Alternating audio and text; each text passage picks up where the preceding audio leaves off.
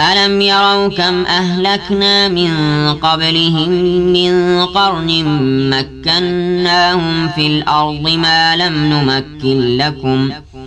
وأرسلنا السماء عليهم مدرارا وجعلنا الأنهار تجري من تحتهم فأهلكناهم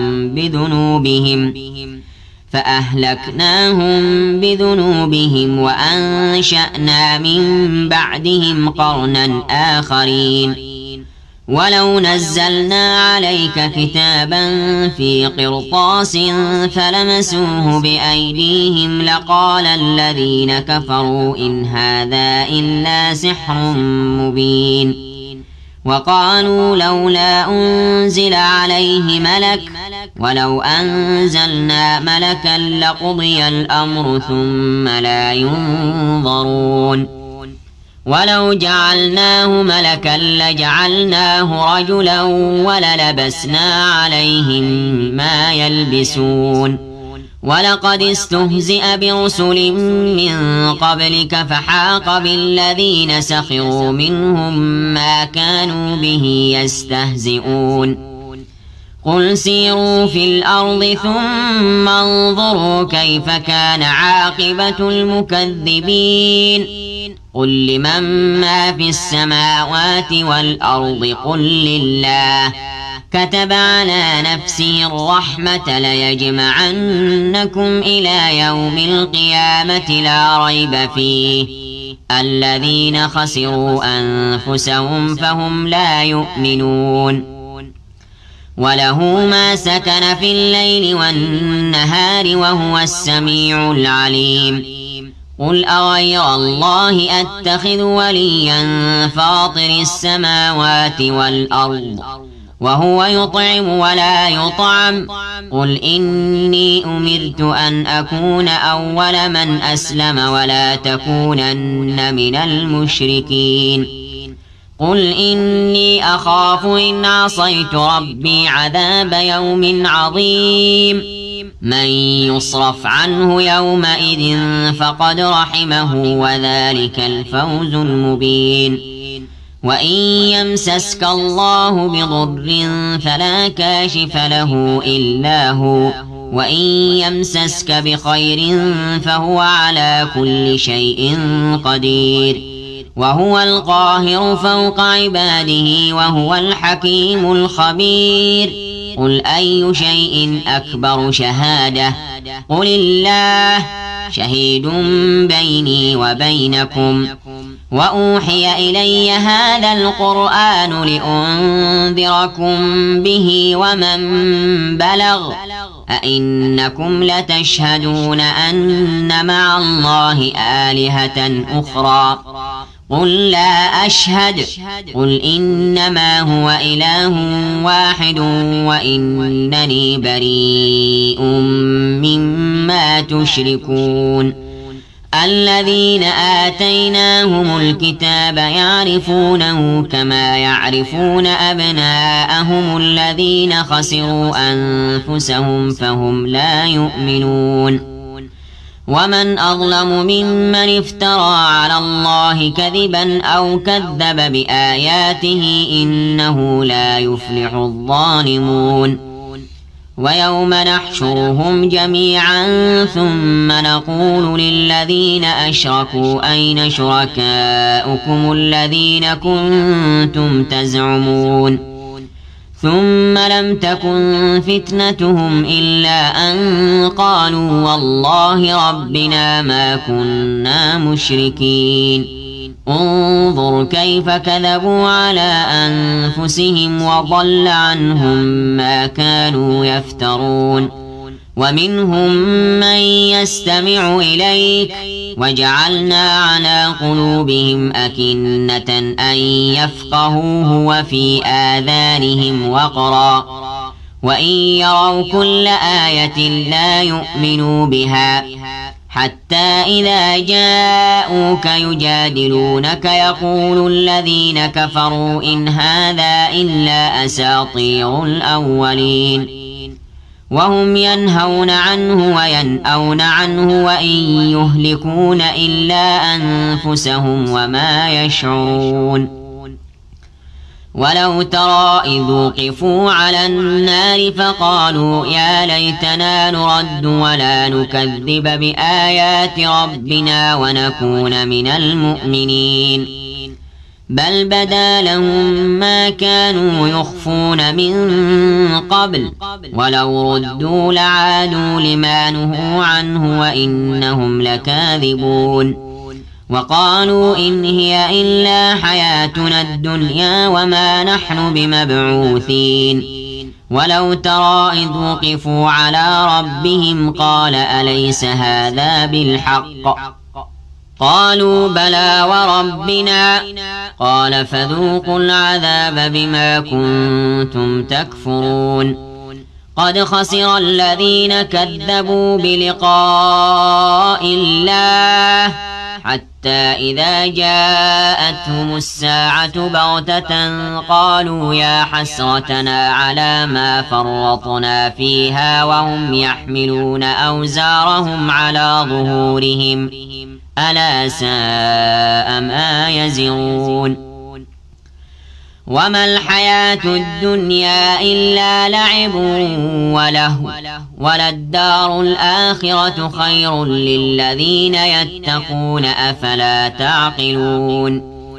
قد نعلم إنه ليحزنك الذي يقولون فإنهم لا يكذبونك ولكن الظالمين بآيات الله يجحدون. ولقد كذبت رسل من قبلك فصبروا على ما كذبوا وأوذوا حتى أتاهم نصرنا ولا مبدل لكلمات الله ولقد جاءك من نبأ المرسلين. وإن كان كبر عليك إعراضهم فإن استطعت أن تبتغي نفقا في الأرض أو سلما في السماء فتأتيهم بآية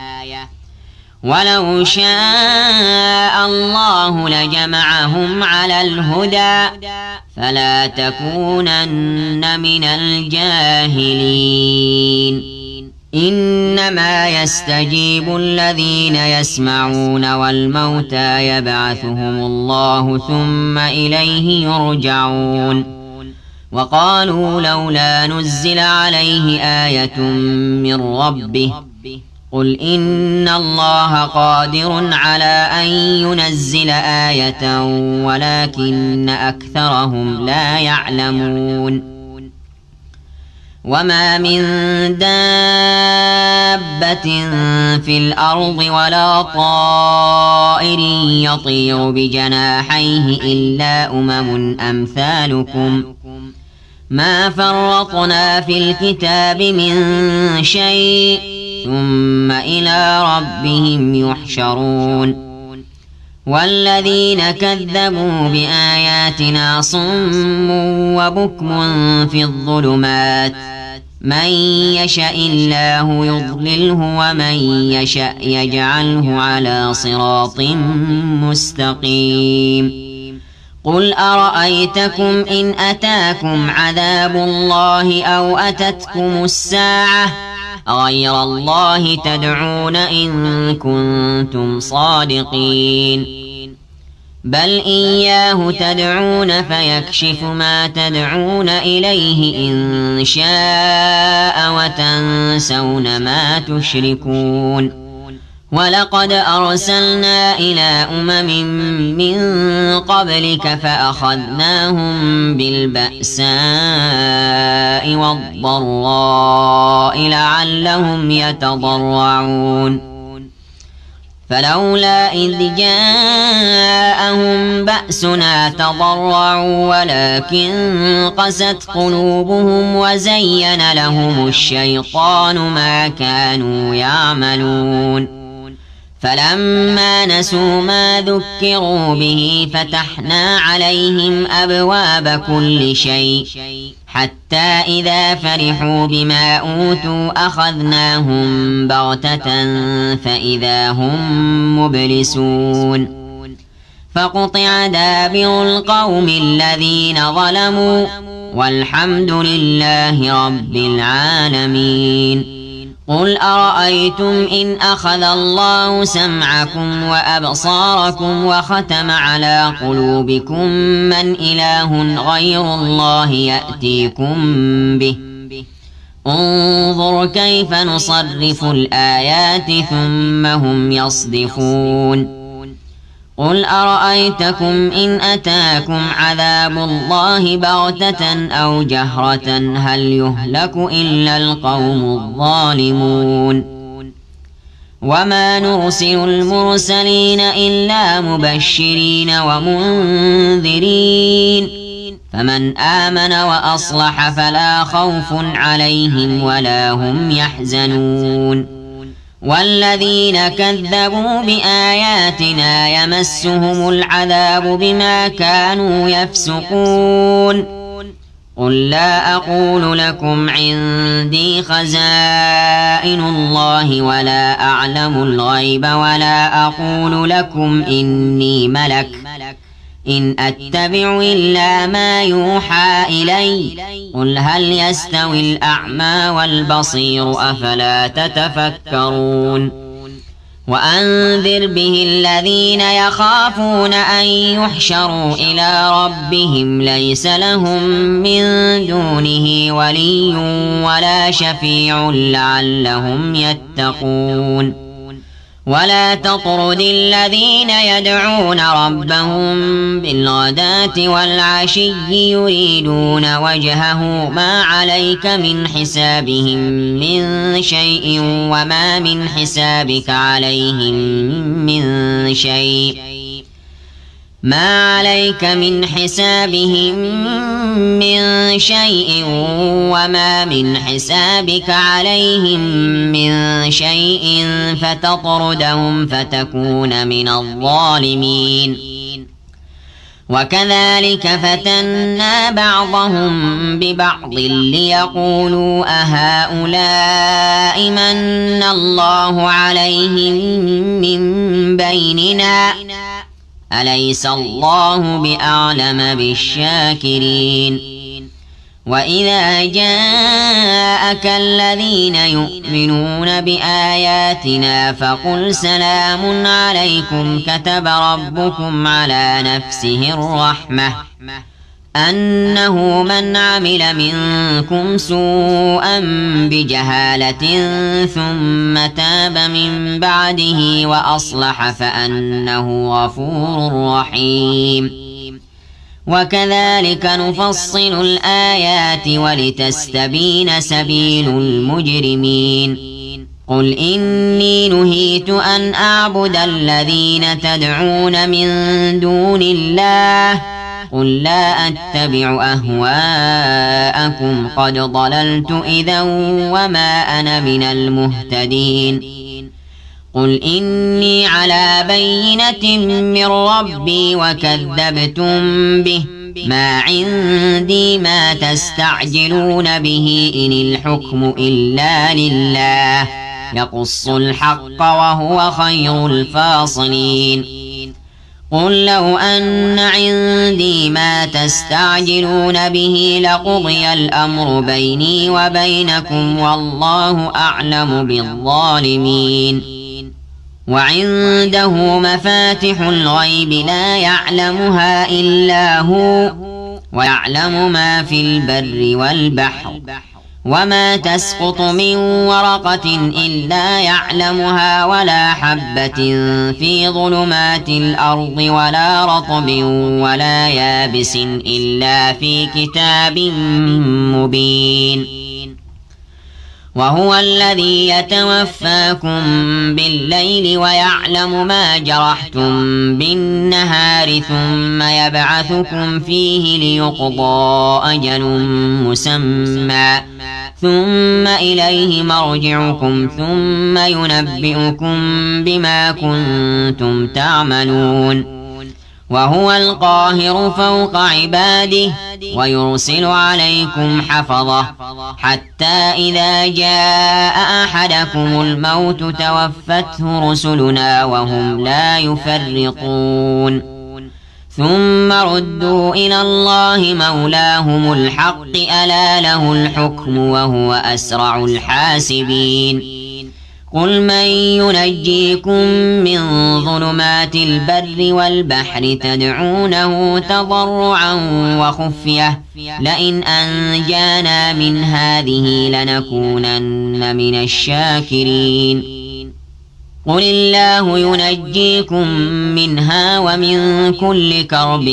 ثم أنتم تشركون قل هو القادر على أن يبعث عليكم عذابا من فوقكم أو من تحت أرجلكم أو يلبسكم شيعا ويذيق بعضكم بأس بعض انظر كيف نصرف الآيات لعلهم يفقهون وكذب به قومك وهو الحق قل لست عليكم بوكيل لكل نبأ مستقر وسوف تعلمون وإذا رأيت الذين يخوضون في آياتنا فأعرض عنهم حتى يخوضوا في حديث غيره وإما ينسينك الشيطان فلا تقعد بعد الذكرى مع القوم الظالمين وما على الذين يتقون من حسابهم من شيء ولكن ذكرى لعلهم يتقون وذر الذين اتخذوا دينهم لعبا ولهوا وغرتهم الحياة الدنيا وذكر به أن تبسل نفس بما كسبت ليس لها من دون الله ولي ولا شفيع وإن تعدل كل عدل لا يؤخذ منها أولئك الذين أبسلوا بما كسبوا لهم شراب من حميم وعذاب أليم بما كانوا يكفرون قل أندعو من دون الله ما لا ينفعنا ولا يضرنا ونرد على أعقابنا بعد إذ هدانا الله كالذي استهوته الشياطين في الأرض حيران له أصحاب يدعونه إلى الهدى ائتنا قل إن هدى الله هو الهدى وأمرنا لنسلم لرب العالمين وأن أقيموا الصلاة واتقوه وهو الذي إليه تحشرون وهو الذي خلق السماوات والأرض بالحق ويوم يقول كن فيكون قوله الحق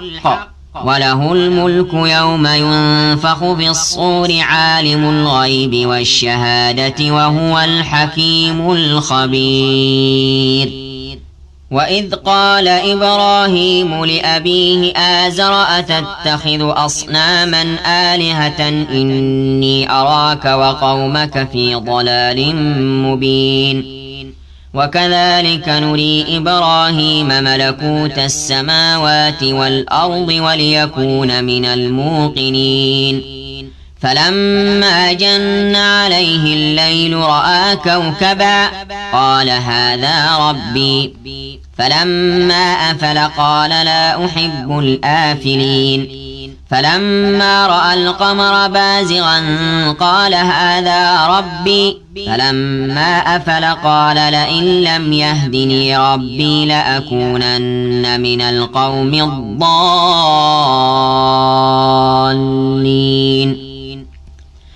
فلما رأى الشمس بازغة قال هذا ربي هذا أكبر فلما أفلت قال يا قوم إني بريء مما تشركون إني وجهت وجهي للذي فطر السماوات والأرض حنيفا وما أنا من المشركين وحاجه قومه قال أتحاجوني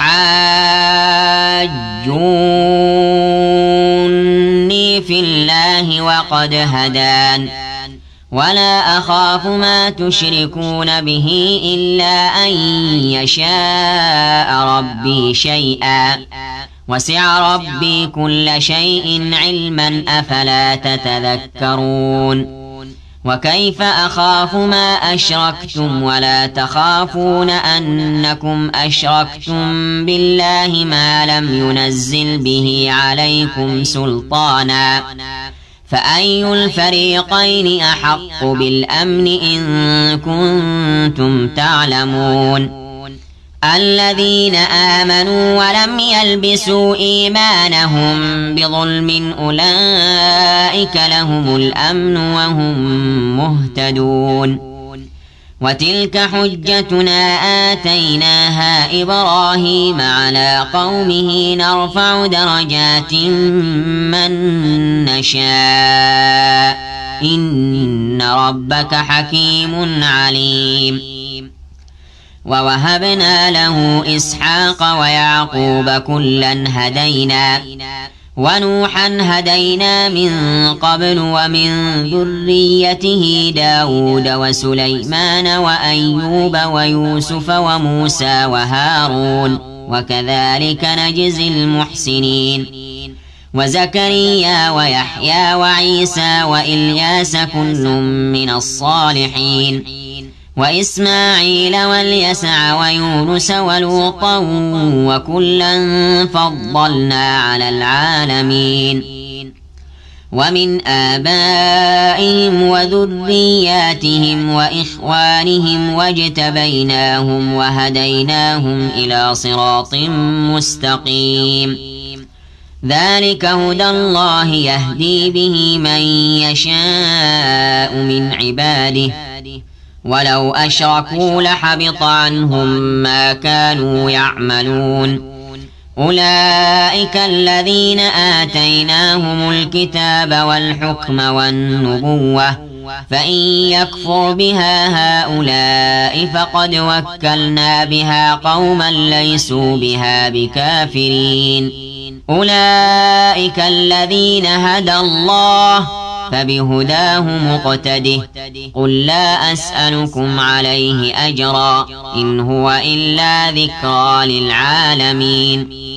وما قدروا الله حق قدره إذ قالوا ما أنزل الله على بشر من شيء قل من أنزل الكتاب الذي جاء به موسى نورا وهدى للناس تجعلونه قراطيس تبدونها وتخفون كثيرا وعلمتم ما لم تعلموا أنتم ولا آباؤكم قل الله ثم ذرهم في خوضهم يلعبون وهذا كتاب أنزلناه مبارك مصدق الذي بين يديه ولتنذر أم القرى ومن حولها والذين يؤمنون بالآخرة يؤمنون به وهم على صلاتهم يحافظون ومن أظلم ممن افترى على الله كذبا أو قال أوحي إلي ولم يوح إليه شيء ومن قال سأنزل مثل ما أنزل الله ولو ترى إذ الظالمون في غمرات الموت والملائكة باسطوا أيديهم أخرجوا أنفسكم اليوم تجزون عذاب الهون بما كنتم تقولون على الله غير الحق وكنتم عن آياته تستكبرون ولقد جئتمونا فرادا كما خلقناكم أول مرة وتركتم ما خولناكم وراء ظهوركم وما نرى معكم شفعاءكم الذين زعمتم أنهم فيكم شركاء لقد تقطع بينكم وضل عنكم ما كنتم تزعمون إن الله فالق الحب والنوى يخرج الحي من الميت ومخرج الميت من الحي ذلكم الله فأنى تؤفكون فالق الإصباح وجعل الليل سكنا والشمس والقمر حسبانا ذلك تقدير العزيز العليم وهو الذي جعل لكم النجوم لتهتدوا بها في ظلمات البر والبحر قد فصلنا الآيات لقوم يعلمون وهو الذي أنشأكم من نفس واحدة فمستقر ومستودع قد فصلنا الآيات لقوم يفقهون وهو الذي أنزل من السماء ماء فأخرجنا به نبات كل شيء فأخرجنا منه خضرا نخرج منه حبا متراكبا ومن النخل من طلعها قنوان دانية وجنات من أعناب والزيتون والرمان مشتبها وغير متشابه انظروا إلى ثمره إذا أثمر وينعه إن في ذلكم لآيات لقوم يؤمنون وجعلوا لله شركاء الجن وخلقهم وخرقوا له بنين وبنات بغير علم سبحانه وتعالى عما يصفون بديع السماوات والأرض أنى يكون له ولد ولم تكن له صاحبة وخلق كل شيء وهو بكل شيء عليم ذلكم الله ربكم لا إله إلا هو خالق كل شيء فاعبدوه وهو على كل شيء وكيل لا تدركه الأبصار وهو يدرك الأبصار وهو اللطيف الخبير قد جاءكم بصائر من ربكم فمن أبصر فلنفسه ومن عمي فعليها وما أنا عليكم بحفيظ وكذلك نصرف الآيات وليقولوا درست ولنبينه لقوم يعلمون اتبع ما أوحي إليك من ربك لا إله إلا هو وأعرض عن المشركين ولو شاء الله ما أشركوا وما جعلناك عليهم حفيظا وما أنت عليهم بوكيل ولا تسبوا الذين يدعون من دون الله فيسبوا الله عدوا بغير علم كذلك زينا لكل أمة عملهم ثم إلى ربهم مرجعهم فينبئهم بما كانوا يعملون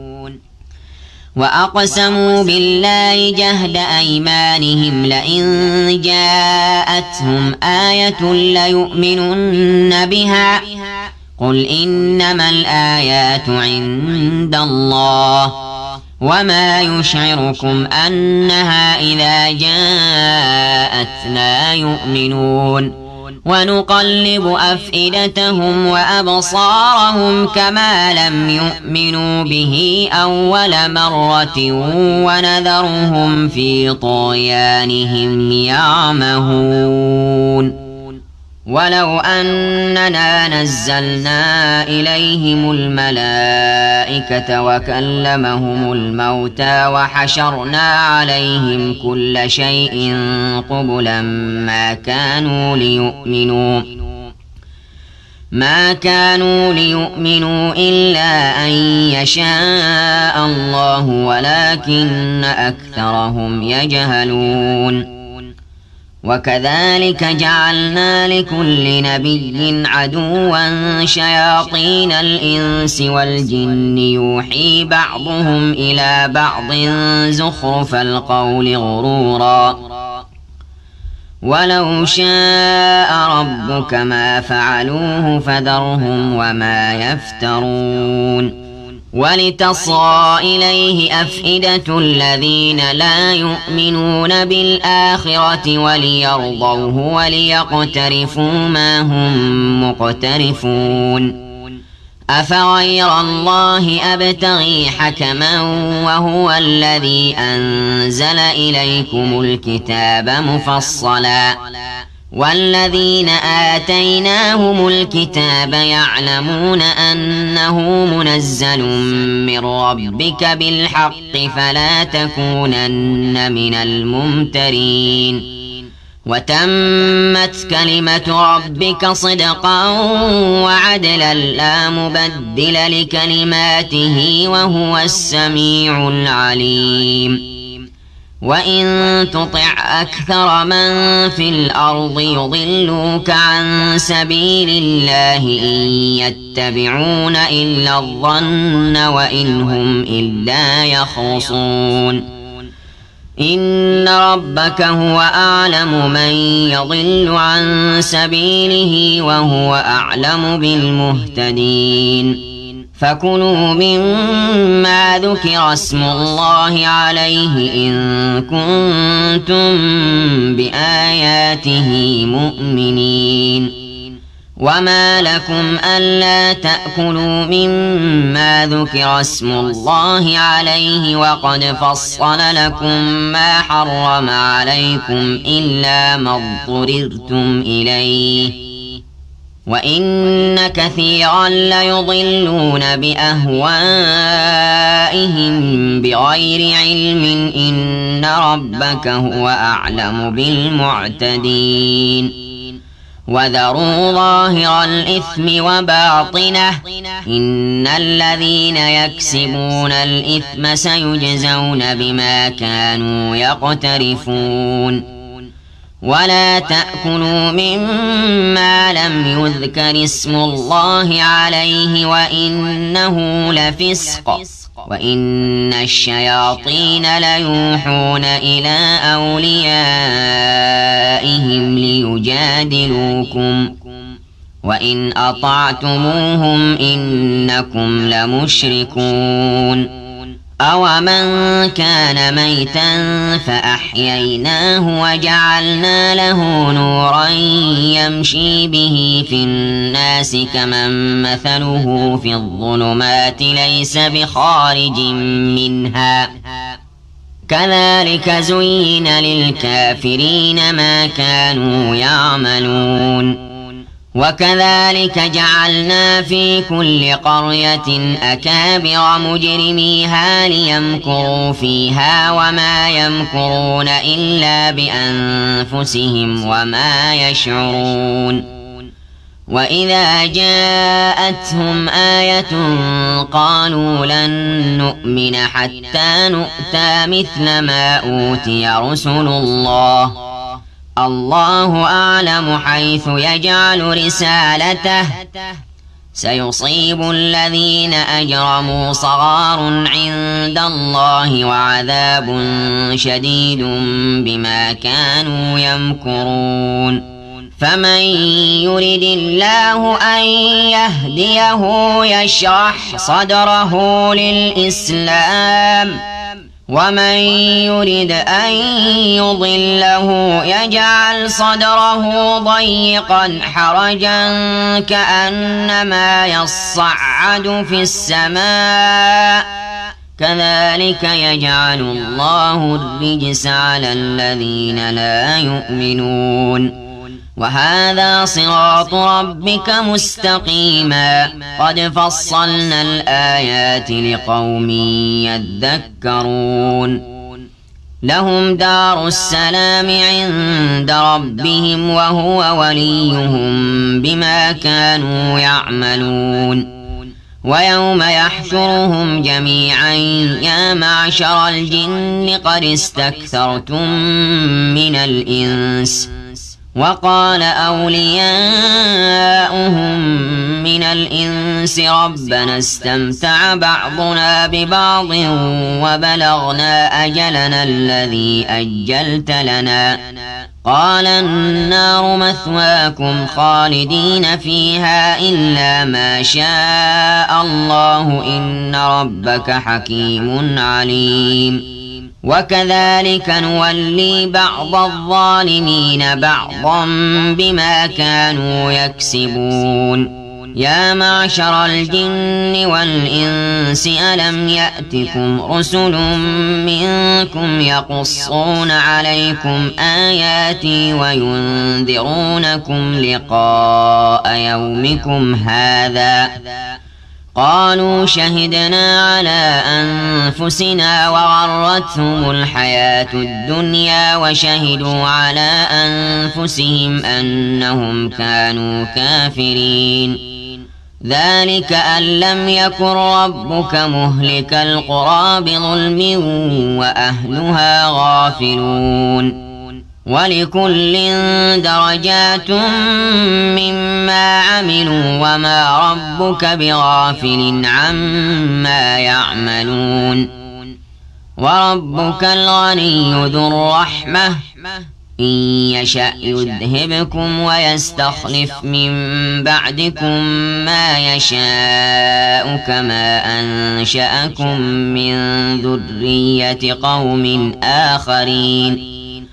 إنما توعدون لآت وما أنتم بمعجزين قل يا قوم اعملوا على مكانتكم إني عامل فسوف تعلمون من تكون له عاقبة الدار إنه لا يفلح الظالمون وجعلوا لله مما ذرأ من الحرث والأنعام نصيبا فقالوا هذا لله بزعمهم وهذا لشركائنا فما كان لشركائهم فلا يصل إلى الله وما كان لله فهو يصل إلى شركائهم ساء ما يحكمون وكذلك زين لكثير من المشركين قتل أولادهم شركاؤهم ليردوهم وليلبسوا عليهم دينهم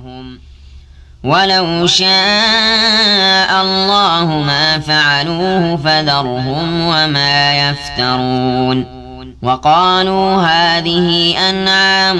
وحرث حجر لا يطعمها إلا من نشاء بزعمهم وأنعام حرمت ظهورها وأنعام لا يذكرون اسم الله عليها افتراء عليه سيجزيهم بما كانوا يفترون وقالوا ما في بطون هذه الأنعام خالصة لذكورنا ومحرم على أزواجنا وإن يكن ميتة فهم فيه شركاء سيجزيهم وصفهم إنه حكيم عليم قد خسر الذين قتلوا أولادهم سفها بغير علم وحرموا ما رزقهم الله افتراء على الله قد ضلوا وما كانوا مهتدين وهو الذي أنشأ جنات معروشات وغير معروشات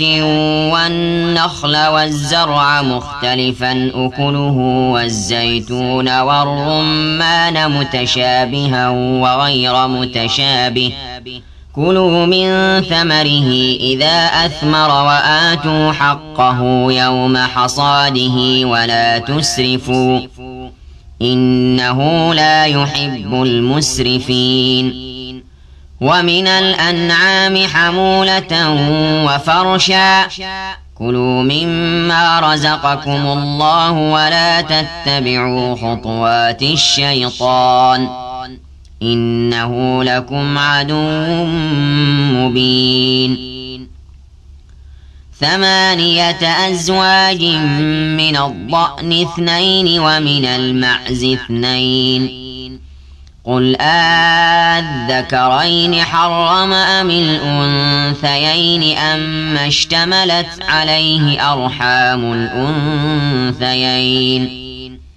نبئوني بعلم إن كنتم صادقين ومن الإبل 2 ومن البقر 2 قل أذكرين حرم أم الأنثيين أما اشتملت عليه أرحام الأنثيين أم كنتم شهداء إذ وصاكم الله بهذا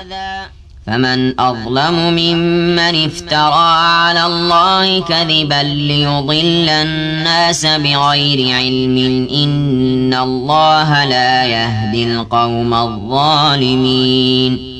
قل لا أجد فيما أوحي إلي محرما على طاعم يطعمه إلا أن يكون ميتة أو دما مسفوحا أو لحم خنزير فإنه رجس أو فسقا أهل لغير الله به فمن اضطر غير باغ ولا عاد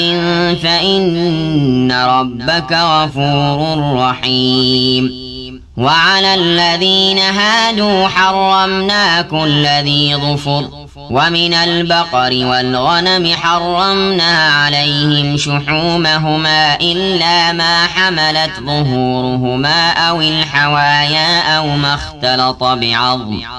ذلك جزيناهم ببغيهم وإنا لصادقون فإن كذبوك فقل ربكم ذو رحمة واسعة ولا يرد بأسه عن القوم المجرمين سيقول الذين أشركوا لو شاء الله ما أشركنا ولا آباؤنا ولا حرمنا من شيء كذلك كذب الذين من قبلهم حتى ذاقوا بأسنا قل هل عندكم من علم فتخرجوه لنا إن تتبعون إلا الظن وإن أنتم إلا تخرصون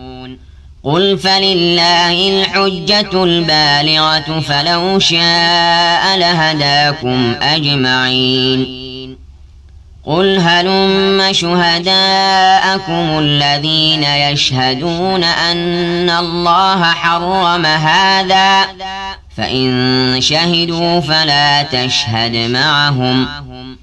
ولا تتبع أهواء الذين كذبوا بآياتنا والذين لا يؤمنون بالآخرة وهم بربهم يعدلون قل تعالوا أتل ما حرم ربكم عليكم ألا تشركوا به شيئا وبالوالدين إحسانا ولا تقتلوا أولادكم من إملاق نحن نرزقكم وإياهم ولا تقربوا الفواحش ما ظهر منها وما بطن ولا تقتلوا النفس التي حرم الله إلا بالحق ذلكم وصاكم به لعلكم تعقلون ولا تقربوا مال اليتيم إلا بالتي هي أحسن حتى يبلغ أشده وأوفوا الكيل والميزان بالقسط لا نكلف نفسا إلا وسعها وإذا قلتم فاعدلوا ولو كان ذا قربى وبعهد الله أوفوا ذلكم وصاكم به لعلكم تذكرون وأن هذا صراطي مستقيما فاتبعوه ولا تتبعوا السبل فتفرق بكم عن سبيله ذلكم وصاكم به لعلكم تتقون ثم آتينا موسى الكتاب تماما على الذي أحسن وتفصيلا لكل شيء وهدى ورحمة لعلهم بلقاء ربهم يؤمنون وهذا كتاب أنزلناه مبارك فاتبعوه واتقوا لعلكم ترحمون أن تقولوا إنما أنزل الكتاب على طائفتين من قبلنا وإن كنا عن دراستهم لغافلين أو تقولوا لو أنا أنزل علينا الكتاب لكنا أهدى منهم فقد جاءكم بينة من ربكم وهدى ورحمة فمن أظلم ممن كذب بآيات الله وصدف عنها سنجزي الذين يصدفون عن آياتنا سوء العذاب بما كانوا يصدفون هل ينظرون إلا أن تأتيهم الملائكة أو يأتي ربك أو يأتي بعض آيات ربك يوم يأتي بعض آيات ربك لا ينفع نفسا إيمانها لم تكن آمنت من قبل أو كسبت في إيمانها خيرا قل انتظروا إنا منتظرون إن الذين فرقوا دينهم وكانوا شيعا لست منهم في شيء إنما أمرهم إلى الله ثم ينبئهم بما كانوا يفعلون من جاء بالحسنة فله 10 أمثالها ومن جاء بالسيئة فلا يجزى إلا مثلها وهم لا يظلمون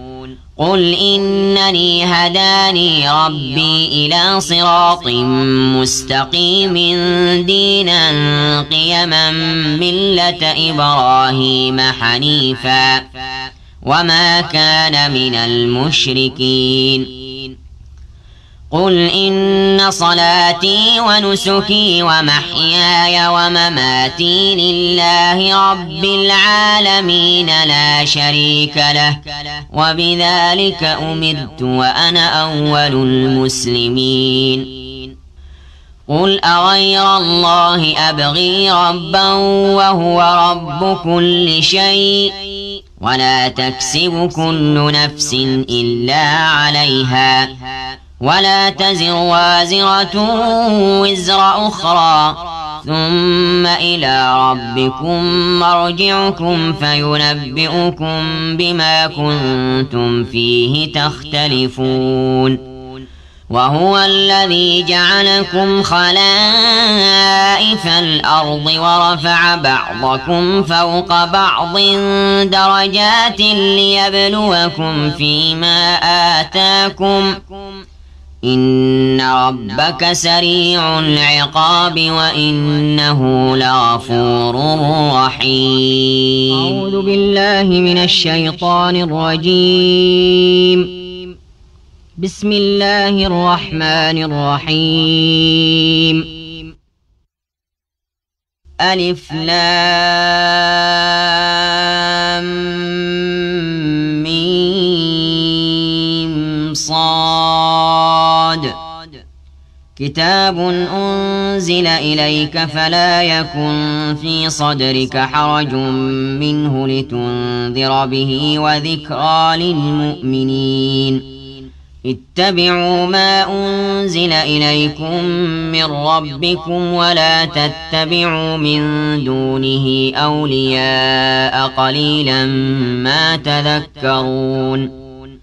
وكم من قرية أهلكناها فجاءها بأسنا بياتا أو هم قائلون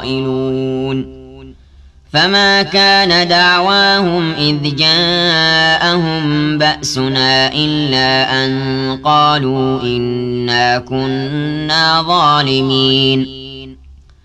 فلنسألن الذين أرسل إليهم ولنسألن المرسلين فلنقصن عليهم بعلم وما كنا غائبين. والوزن يومئذ الحق فمن ثقلت موازينه فأولئك هم المفلحون. ومن خفت موازينه فأولئك الذين خسروا أنفسهم بما كانوا بآياتنا يظلمون. ولقد مكناكم في الأرض وجعلنا لكم فيها معايش قليلا ما تشكرون. صدق الله العظيم. ولقد خلقناكم ثم صورناكم ثم قلنا للملائكة اسجدوا لآدم فسجدوا إلا إبليس لم يكن من الساجدين. قال ما منعك ألا تسجد إذ أمرتك؟ قال أنا خير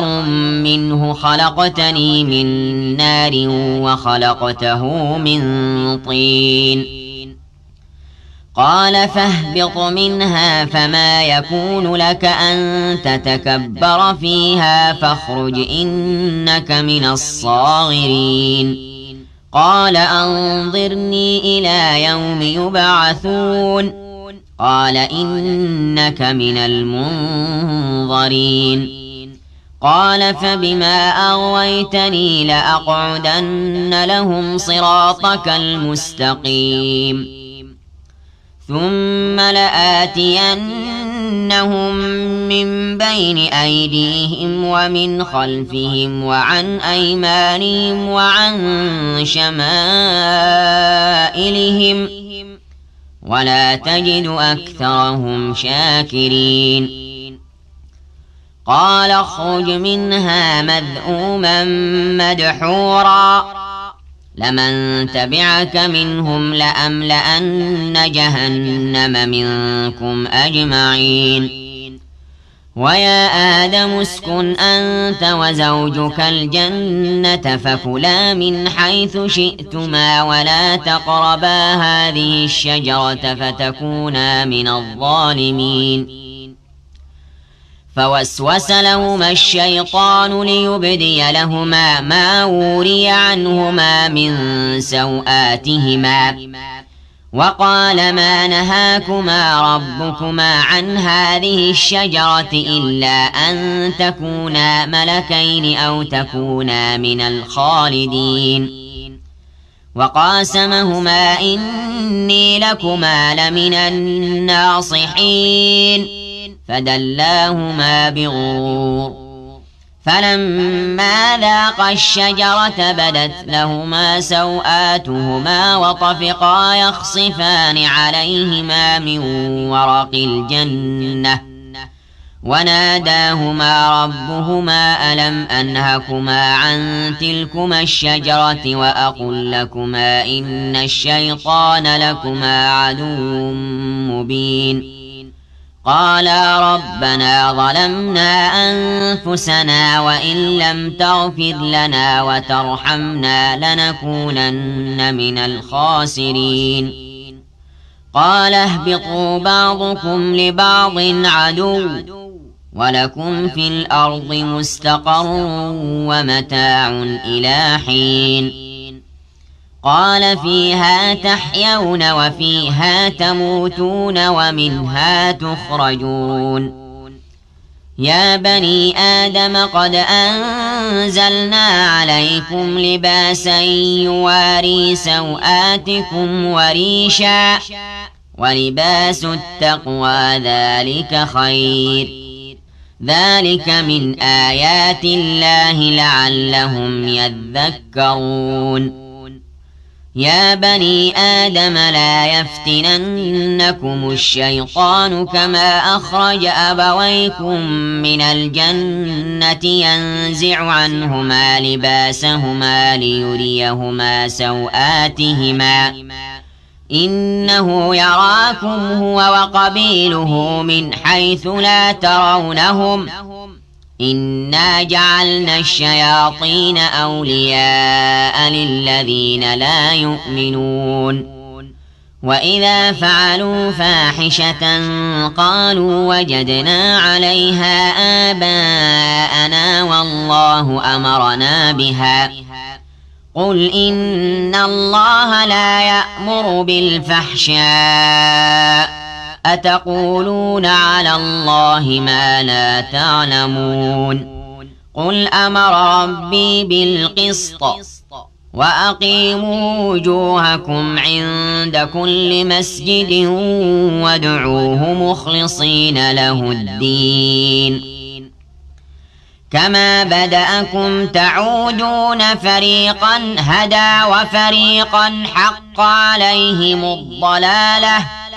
إنهم اتخذوا الشياطين أولياء من دون الله ويحسبون أنهم مهتدون يا بني آدم خذوا زينتكم عند كل مسجد وكلوا واشربوا ولا تسرفوا إنه لا يحب المسرفين قل من حرم زينة الله التي أخرج لعباده والطيبات من الرزق قل هي للذين آمنوا في الحياة الدنيا خالصة يوم القيامة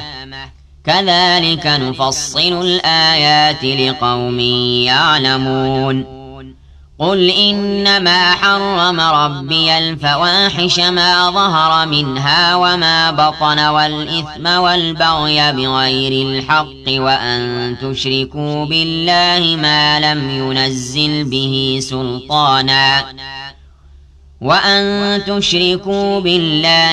لم ينزل به سلطانا وأن تقولوا على الله ما لا تعلمون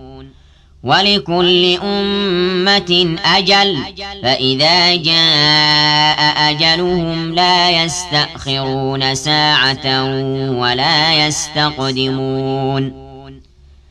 يا بني آدم إما يأتينكم رسل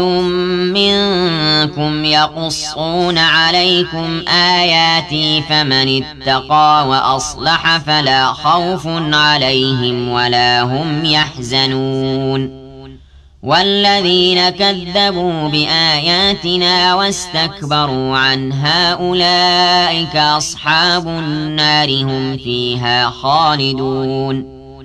فمن أظلم ممن افترى على الله كذبا أو كذب بآياته أولئك ينالهم نصيبهم من الكتاب حتى إذا جاءتهم رسلنا يتوفونهم قالوا أين ما كنتم تدعون من دون الله قالوا ضلوا عنا وشهدوا على أنفسهم أنهم كانوا كافرين قال ادخلوا في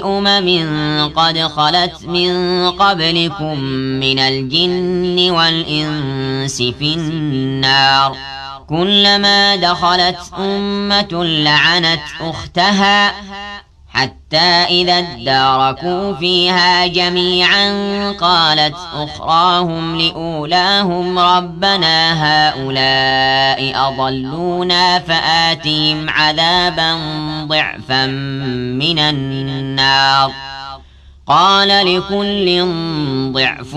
ولكن لا تعلمون وقالت أولاهم لأخراهم فما كان لكم علينا من فضل فذوقوا العذاب بما كنتم تكسبون إن الذين كذبوا بآياتنا واستكبروا عنها لا تفتح لهم أبواب السماء ولا يدخلون الجنة حتى يلج الجمل في سم الخياط وكذلك نجزي المجرمين لهم من جهنم مهاد ومن فوقهم غواش وكذلك نجزي الظالمين والذين آمنوا وعملوا الصالحات لا نكلف نفسا إلا وسعها أولئك أصحاب الجنة هم فيها خالدون ونزعنا ما في صدورهم من غل تجري من تحتهم الأنهار وقالوا الحمد لله الذي هدانا لهذا وما كنا لنهتدي لولا أن هدانا الله لقد جاءت رسل ربنا بالحق ونودوا أن تلكم الجنة أورثتموها بما كنتم تعملون ونادى أصحاب الجنة أصحاب النار أن قد وجدنا ما وعدنا ربنا حقا فهل وجدتم ما وعد ربكم حقا قالوا نعم فأذن مؤذن بينهم اللعنة الله على الظالمين الذين يصدون عن سبيل الله ويبغونها عوجا وهم بالآخرة كافرون وبينهما حجاب وعلى الأعراف رجال يعرفون كلا بسيماهم ونادوا أصحاب الجنة أن سلام عليكم لم يدخلوها وهم يطمعون وإذا صرفت أبصارهم تلقاء أصحاب النار قالوا ربنا لا تجعلنا مع القوم الظالمين ونادى أصحاب الأعراف رجالا يعرفونهم بسيماهم قالوا ما أغنى عنكم جمعكم وما كنتم تستكبرون أهؤلاء الذين أقسمتم لا ينالهم الله برحمة ادخلوا الجنة لا خوف عليكم ولا أنتم تحزنون ونادى أصحاب النار أصحاب الجنة أن أفيضوا علينا من الماء أو مما رزقكم الله قالوا إن الله حرمهما على الكافرين الذين اتخذوا دينهم لهوا ولعبا وغرتهم الحياة الدنيا فاليوم ننساهم كما نسوا لقاء يومهم هذا وما كانوا بآياتنا يجحدون ولقد جئناهم بكتاب فصلناه على علم هدى ورحمة لقوم يؤمنون هل ينظرون إلا تأويله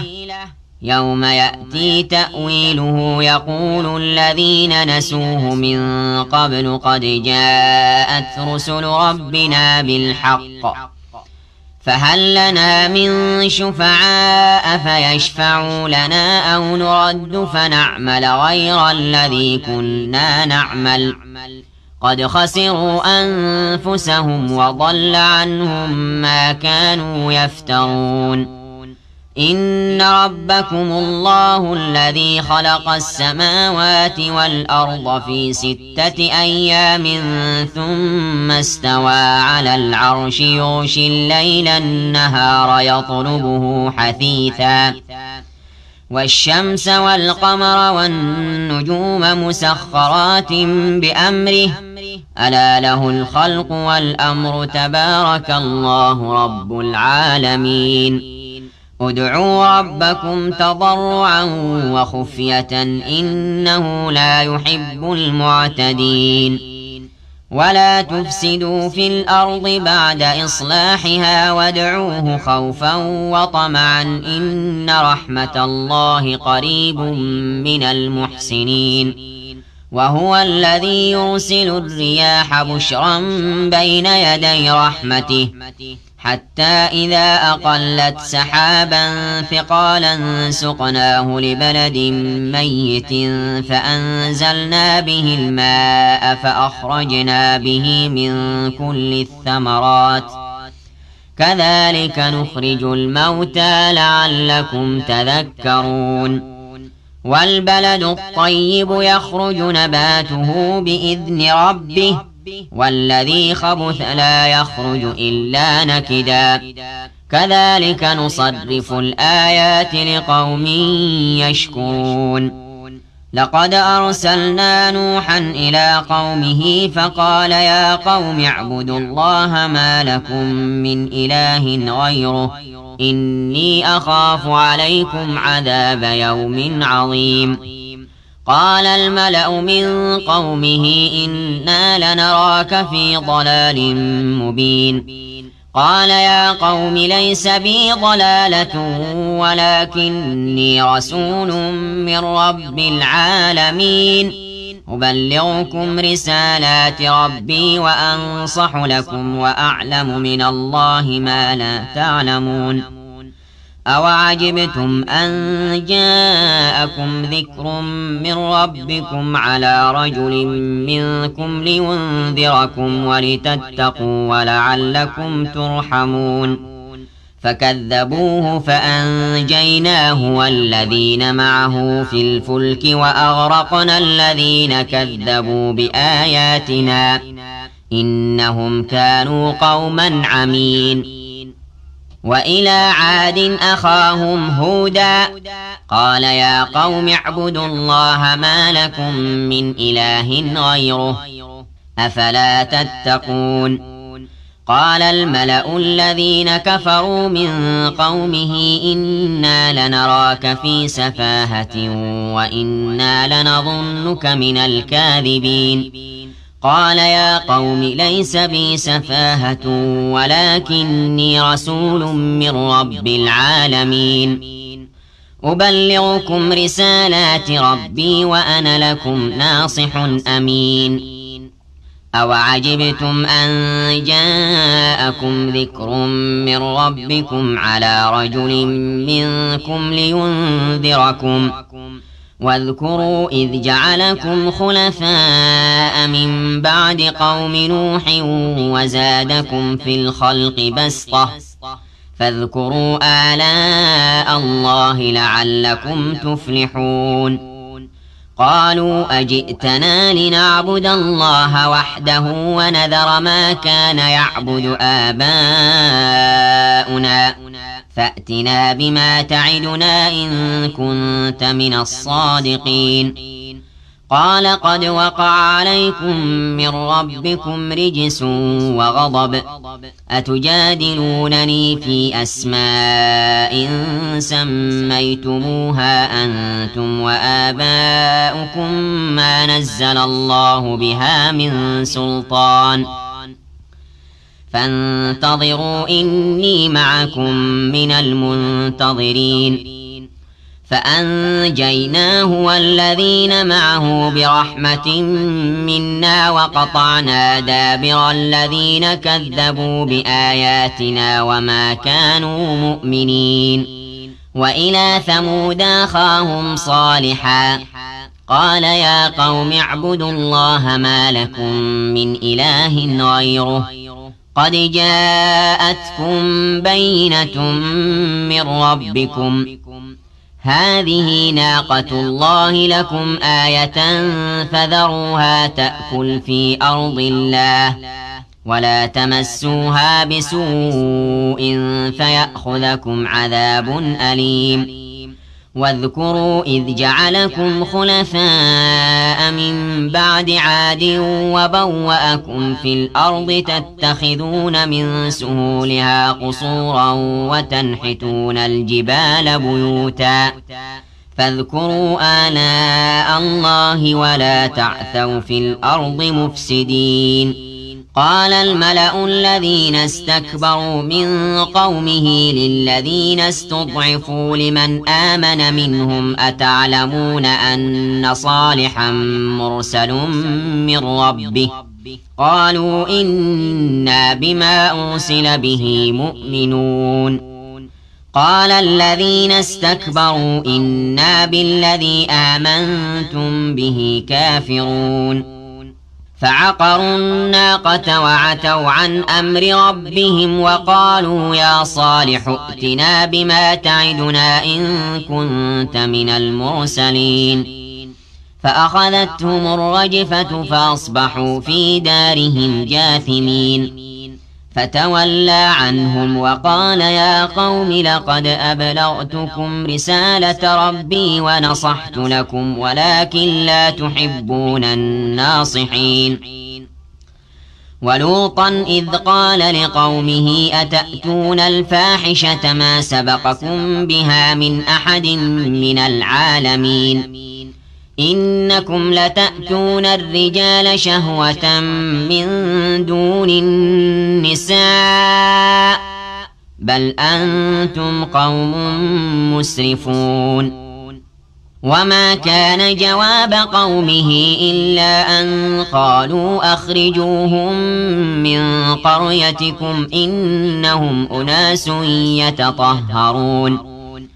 فأنجيناه وأهله إلا امرأته كانت من الغابرين وأمطرنا عليهم مطرا فانظر كيف كان عاقبة المجرمين وإلى مدين أخاهم شعيبا قال يا قوم اعبدوا الله ما لكم من إله غيره قد جاءتكم بينة من ربكم فأوفوا الكيل والميزان ولا تبخسوا الناس أشياءهم ولا تفسدوا في الأرض بعد إصلاحها ذلكم خير لكم إن كنتم مؤمنين ولا تقعدوا بكل صراط توعدون وتصدون عن سبيل الله من آمن به وتبغونها عوجا واذكروا إذ كنتم قليلا فكثركم وانظروا كيف كان عاقبة المفسدين وإن كان طائفة منكم آمنوا بالذي أرسلت به وطائفة لم يؤمنوا فاصبروا حتى يحكم الله بيننا وهو خير الحاكمين قال الملأ الذين استكبروا من قومه لنخرجنك يا شعيب والذين آمنوا معك من قريتنا أو لتعودن في ملتنا قال أولو كنا كارهين قد افترينا على الله كذبا إن عدنا في ملتكم بعد إذ نجانا الله منها وما يكون لنا أن نعود فيها إلا أن يشاء الله ربنا وسع ربنا كل شيء علما على الله توكلنا ربنا افتح بيننا وبين قومنا بالحق وأنت خير الفاتحين وقال الملأ الذين كفروا من قومه لئن اتبعتم شعيبا إنكم إذا لخاسرون فأخذتهم الرجفة فأصبحوا في دارهم جاثمين الذين كذبوا شعيبا كأن لم يغنوا فيها الذين كذبوا شعيبا كانوا هم الخاسرين فتولى عنهم وقال يا قوم لقد أبلغتكم رسالات ربي ونصحت لكم فكيف آسى على قوم كافرين وما أرسلنا في قرية من نبي إلا أخذنا أهلها بالبأساء والضراء لعلهم يضرعون ثم بدلنا مكان السيئة الحسنة حتى عفوا وقالوا قد مس آباءنا الضراء والسراء فأخذناهم بغتة وهم لا يشعرون ولو أن أهل القرى آمنوا واتقوا لفتحنا عليهم بركات من السماء والأرض ولكن كذبوا فأخذناهم بما كانوا يكسبون أفأمن أهل القرى أن يأتيهم بأسنا بياتا وهم نائمون أوأمن أهل القرى أن يأتيهم بأسنا ضحى وهم يلعبون أفأمنوا مكر الله فلا يأمن مكر الله إلا القوم الخاسرون أولم يهد للذين يرثون الأرض من بعد أهلها أن لو نشاء أصبناهم بذنوبهم ونطبع على قلوبهم فهم لا يسمعون تلك القرى نقص عليك من أنبائها ولقد جاءتهم رسلهم بالبينات فما كانوا ليؤمنوا بما كذبوا من قبل كذلك يطبع الله على قلوب الكافرين وما وجدنا لأكثرهم من عهد وإن وجدنا أكثرهم لفاسقين ثم بعثنا من بعدهم موسى بآياتنا إلى فرعون وملئه فظلموا بها فانظر كيف كان عاقبة المفسدين وقال موسى يا فرعون إني رسول من رب العالمين حقيق على أن لا أقول على الله إلا الحق قد جئتكم ببينة من ربكم فأرسل معي بني إسرائيل قال إن كنت جئت بآية فأت بها إن كنت من الصادقين فألقى عصاه فإذا هي ثعبان مبين ونزع يده فإذا هي بيضاء للناظرين قال الملأ من قوم فرعون إن هذا لساحر عليم يريد أن يخرجكم من أرضكم فماذا تأمرون قالوا أرجه وأخاه وأرسل في المدائن حاشرين يأتوك بكل ساحر عليم. وجاء السحرة فرعون قالوا إن لنا لأجرا إن كنا نحن الغالبين. قال نعم وإنكم لمن المقربين. قالوا يا موسى إما أن تلقي وإما أن نكون نحن الملقين. قال ألقوا. فلما ألقوا سحروا أعين الناس واسترهبوهم وجاءوا بسحر عظيم. وأوحينا إلى موسى أن ألق عصاك فإذا هي تلقف ما يأفكون. فوقع الحق وبطل ما كانوا يعملون فغلبوا هنالك وانقلبوا صاغرين. وألقي السحرة ساجدين قالوا آمنا برب العالمين رب موسى وهارون. قال فرعون آمنتم به قبل أن آذن لكم إن هذا لمكر مكرتموه في المدينة لتخرجوا منها أهلها فسوف تعلمون. لأقطعن أيديكم وأرجلكم من خلاف ثم لأصلبنكم أجمعين. قالوا إنا إلى ربنا منقلبون.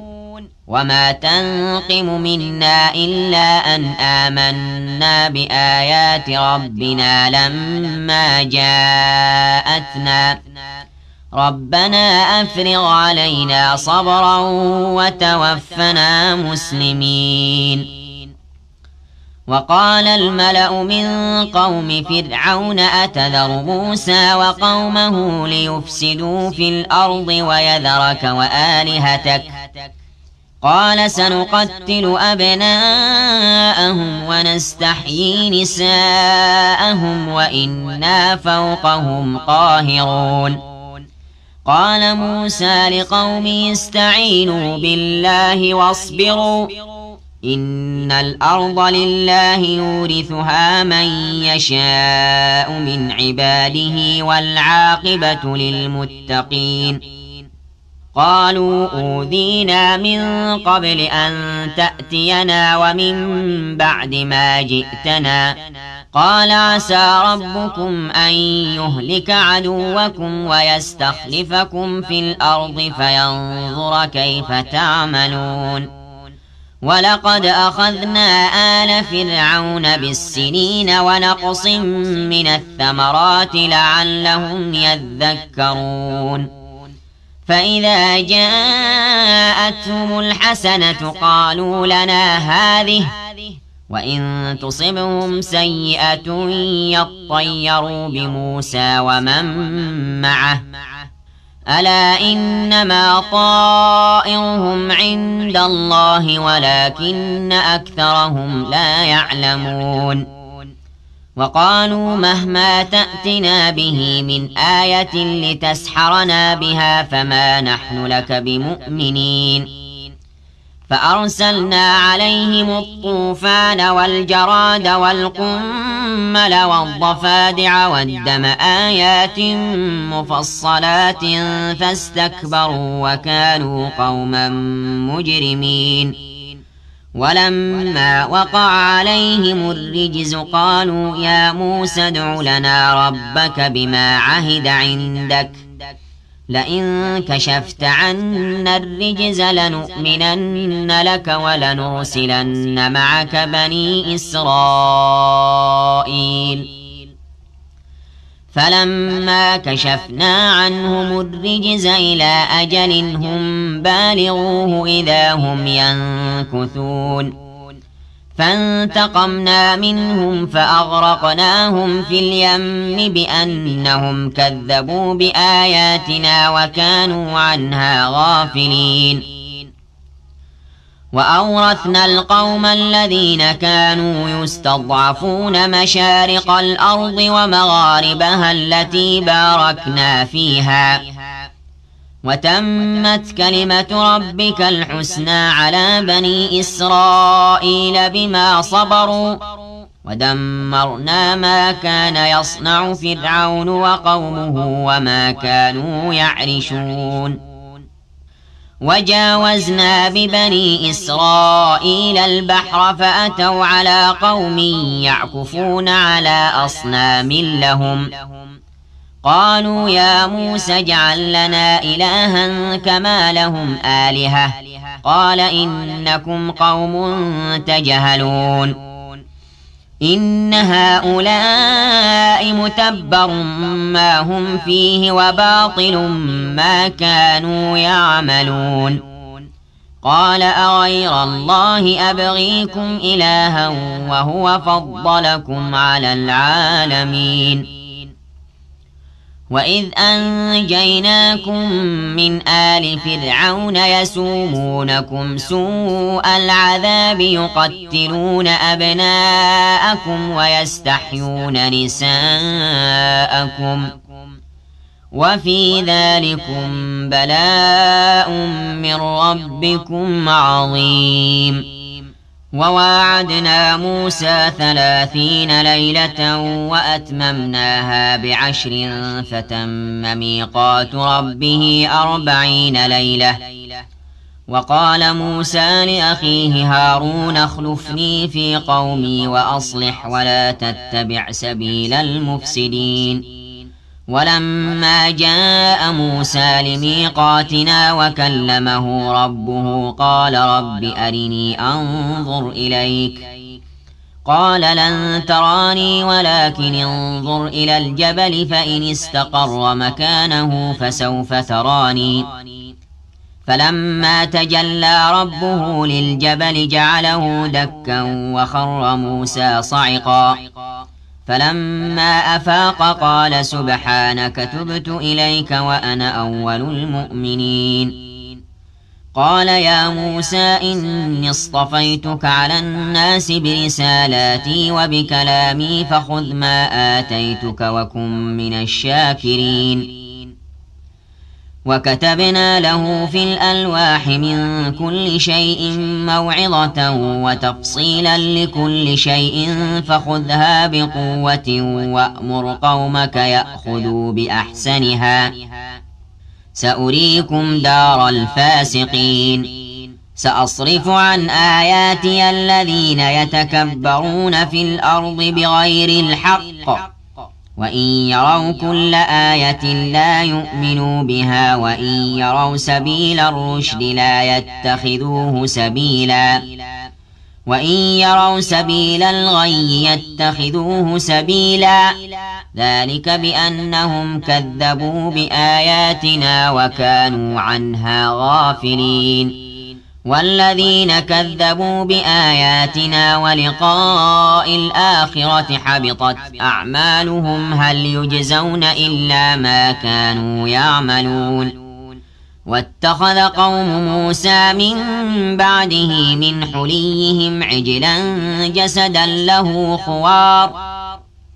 ألم يروا أنه لا يكلمهم ولا يهديهم سبيلا اتخذوه وكانوا ظالمين ولما سقط في أيديهم ورأوا أنهم قد ضلوا قالوا لئن لم يرحمنا ربنا ويغفر لنا لنكونن من الخاسرين ولما رجع موسى إلى قومه غضبان أسفا قال بئس ما خلفتموني من بعدي أعجلتم أمر ربكم وألقى الألواح وأخذ برأس أخيه يجره إليه قال ابن أم إن القوم استضعفوني وكادوا يقتلونني فلا تشمت بي الأعداء ولا تجعلني مع القوم الظالمين قال رب اغفر لي ولأخي وأدخلنا في رحمتك وأنت أرحم الراحمين إن الذين اتخذوا العجل سينالهم غضب من ربهم وذلة في الحياة الدنيا وكذلك نجزي المفترين والذين عملوا السيئات ثم تابوا من بعدها وآمنوا إن ربك من بعدها لغفور رحيم ولما سكت عن موسى الغضب أخذ الألواح وفي نسختها هدى ورحمة للذين هم لربهم يرهبون واختار موسى قومه 70 رجلا لميقاتنا فلما أخذتهم الرجفة قال رب لو شئت أهلكتهم من قبل وإياي أتهلكنا بما فعل السفهاء منا إن هي إلا فتنتك تضل بها من تشاء وتهدي من تشاء أنت ولينا فاغفر لنا وارحمنا وأنت خير الغافرين واكتب لنا في هذه الدنيا حسنة وفي الآخرة إنا هدنا إليك قال عذابي أصيب به من أشاء ورحمتي وسعت كل شيء فسأكتبها للذين يتقون ويؤتون الزكاة والذين هم بآياتنا يؤمنون الذين يتبعون الرسول النبي الأمي الذي يجدونه مكتوبا عندهم في التوراة والإنجيل يأمرهم بالمعروف وينهاهم عن المنكر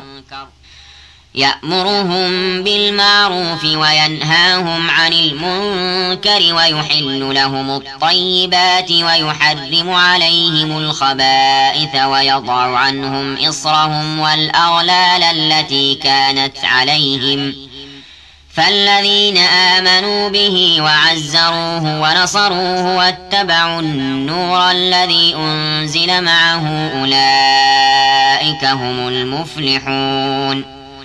قل يا أيها الناس إني رسول الله إليكم جميعا الذي له ملك السماوات والأرض لا إله إلا هو يحيي ويميت فآمنوا بالله ورسوله النبي الأمي الذي يؤمن بالله وكلماته واتبعوه لعلكم تهتدون ومن قوم موسى أمة يهدون بالحق وبه يعدلون وقطعناهم 12 أسباطا أمما وأوحينا إلى موسى إذ استسقاه قومه أن اضرب بعصاك الحجر فانبجست منه 12 عينا قد علم كل أناس مشربهم وظللنا عليهم الغمام وأنزلنا عليهم المن والسلوى كلوا من طيبات ما رزقناكم وما ظلمونا ولكن كانوا أنفسهم يظلمون وإذ قيل لهم اسكنوا هذه القرية وكلوا منها حيث شئتم وقولوا حطة وادخلوا الباب سجدا نغفر لكم خطيئاتكم سنزيد المحسنين فبدل الذين ظلموا منهم قولا غير الذي قيل لهم فأرسلنا عليهم رجزا من السماء بما كانوا يظلمون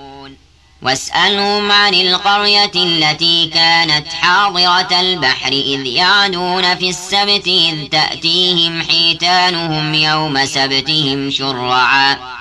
ويوم لا يسبتون لا تأتيهم كذلك نبلوهم بما كانوا يفسقون وإذ قالت أمة منهم لم تعظون قوما الله مهلكهم أو معذبهم عذابا شديدا قالوا معذرة إلى ربكم ولعلهم يتقون فلما نسوا ما ذكروا به أنجينا الذين ينهون عن السوء وأخذنا الذين ظلموا بعذاب بئيس بما كانوا يفسقون فلما عتوا عما نهوا عنه قلنا لهم كونوا قردة خاسئين وإذ تأذن ربك ليبعثن عليهم إلى يوم القيامة من يسومهم سوء العذاب إن ربك لسريع العقاب وإنه لغفور رحيم وقطعناهم في الأرض أمما منهم الصالحون ومنهم دون ذلك وبلوناهم بالحسنات والسيئات لعلهم يرجعون فخلف من بعدهم خلف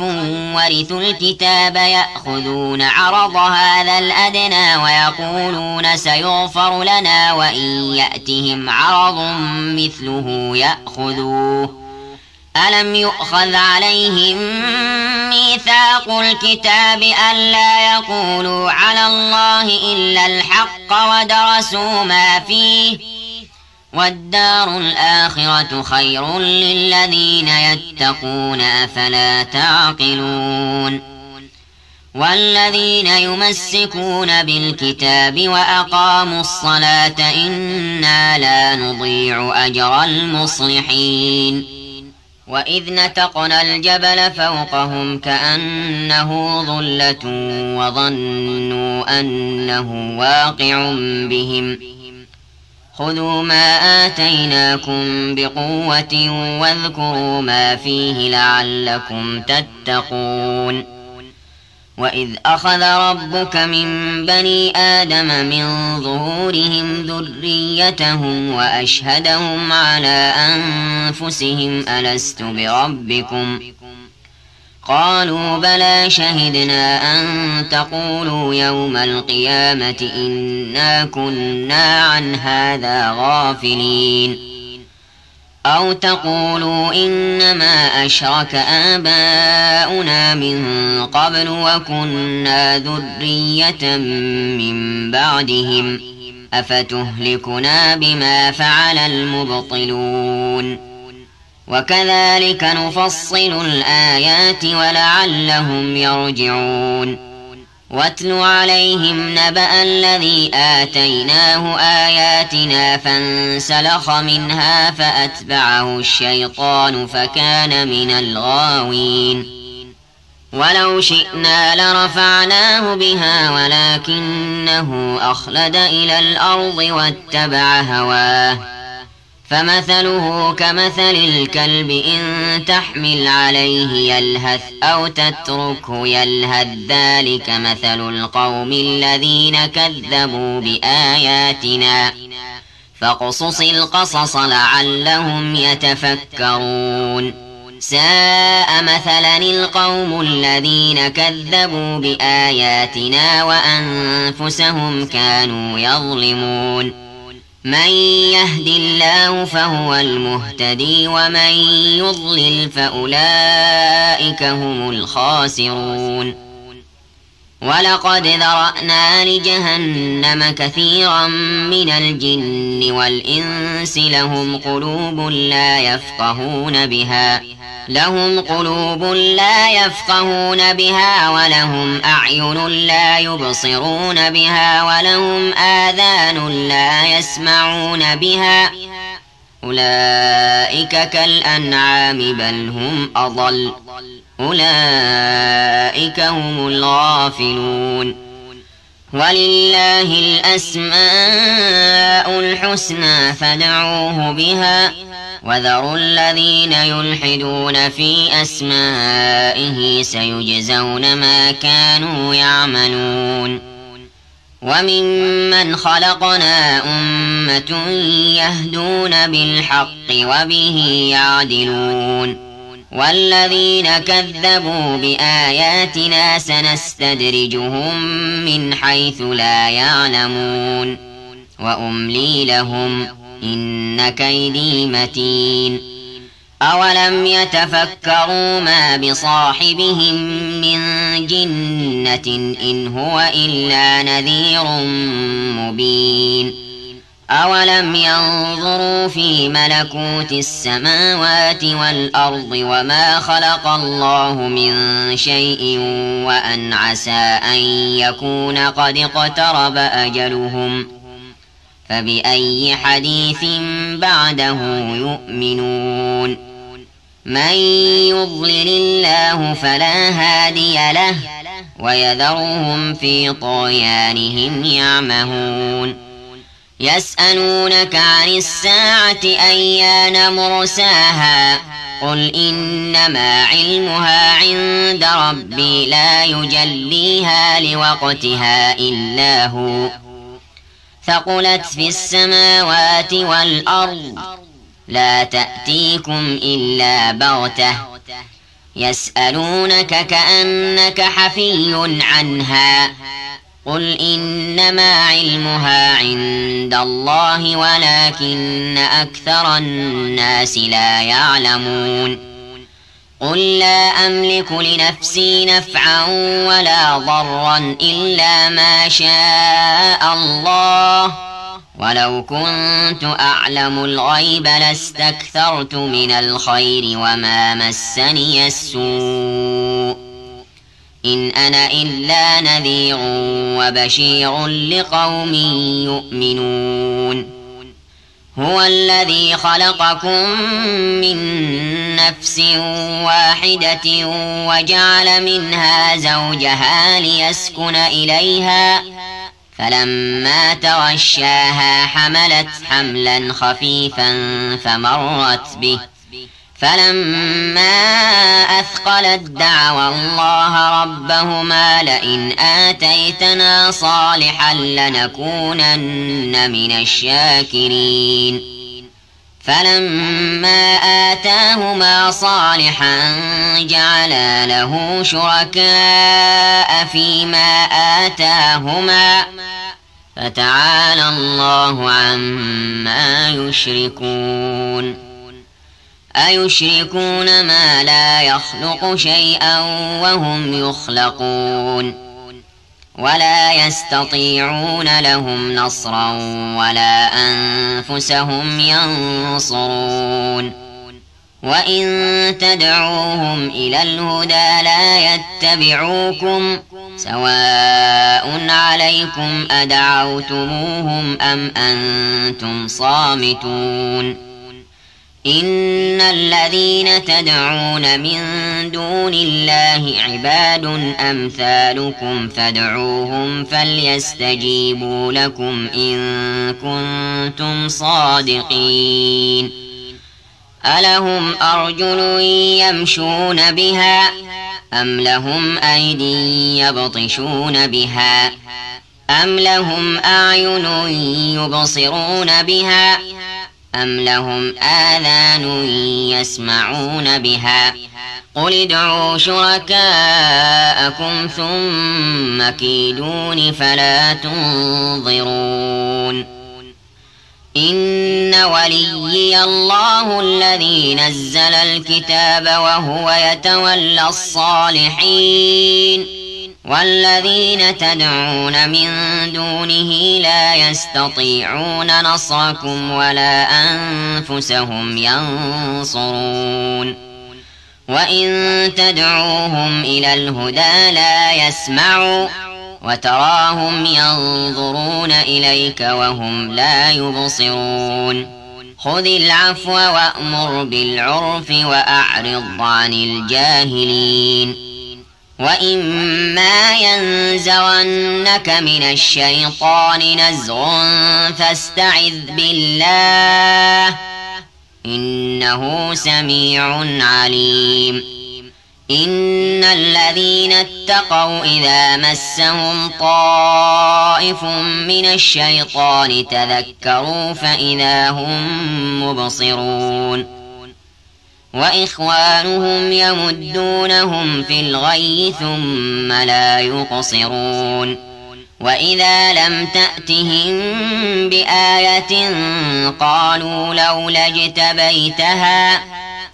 قل إنما أتبع ما يوحى إلي من ربي هذا بصائر من ربكم وهدى ورحمة لقوم يؤمنون وإذا قرئ القرآن فاستمعوا له وأنصتوا لعلكم ترحمون واذكر ربك في نفسك تضرعا وخيفة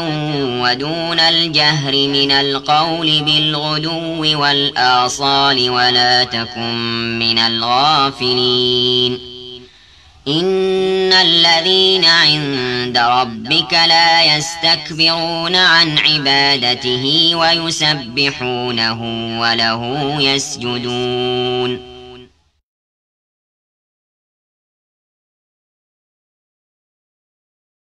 أعوذ بالله من الشيطان الرجيم بسم الله الرحمن الرحيم يسألونك عن الأنفال قل الأنفال لله والرسول فاتقوا الله وأصلحوا ذات بينكم وأطيعوا الله ورسوله إن كنتم مؤمنين إنما المؤمنون الذين إذا ذكر الله وجلت قلوبهم وإذا تليت عليهم آياته زادتهم إيمانا وعلى ربهم يتوكلون الذين يقيمون الصلاة ومما رزقناهم ينفقون أولئك هم المؤمنون حقا لهم درجات عند ربهم ومغفرة ورزق كريم كما أخرجك ربك من بيتك بالحق وإن فريقا من المؤمنين لكارهون يجادلونك في الحق بعدما تبين كأنما يساقون إلى الموت وهم ينظرون وإذ يعدكم الله إحدى الطائفتين أنها لكم وتودون أن غير ذات الشوكة تكون لكم ويريد الله أن يحق الحق بكلماته ويقطع دابر الكافرين ليحق الحق ويبطل الباطل ولو كره المجرمون إذ تستغيثون ربكم فاستجاب لكم أني ممدكم ب1000 من الملائكة مردفين وما جعله الله إلا بشرى ولتطمئن به قلوبكم وما النصر إلا من عند الله إن الله عزيز حكيم إذ يغشيكم النعاس أمنة منه وينزل عليكم من السماء ماء ليطهركم به ويذهب عنكم رجز الشيطان وليربط على قلوبكم ويثبت به الأقدام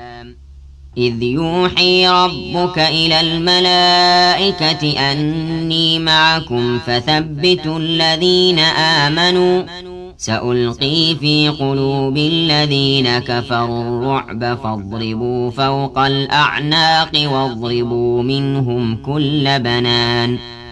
ذلك بأنهم شاقوا الله ورسوله ومن يشاقق الله ورسوله فإن الله شديد العقاب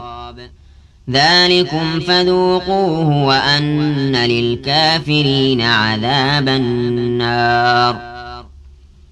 يا أيها الذين آمنوا إذا لقيتم الذين كفروا زحفا فلا تولوهم الأدبار ومن يولهم يومئذ دبره إلا متحرفا لقتال أو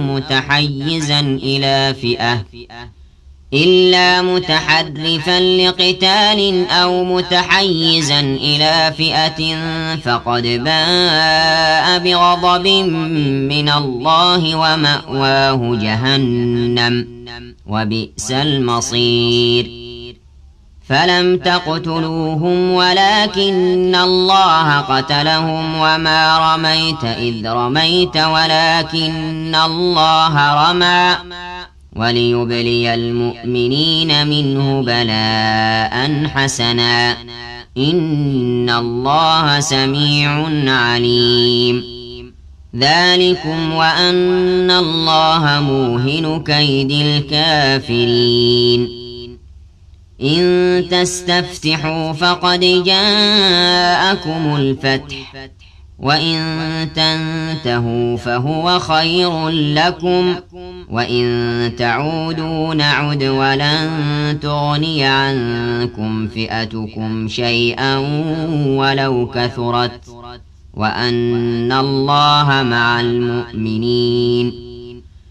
يا أيها الذين آمنوا أطيعوا الله ورسوله ولا تولوا عنه وأنتم تسمعون ولا تكونوا كالذين قالوا سمعنا وهم لا يسمعون إن شر الدواب عند الله الصم البكم الذين لا يعقلون ولو علم الله فيهم خيرا لأسمعهم ولو أسمعهم لتولوا وهم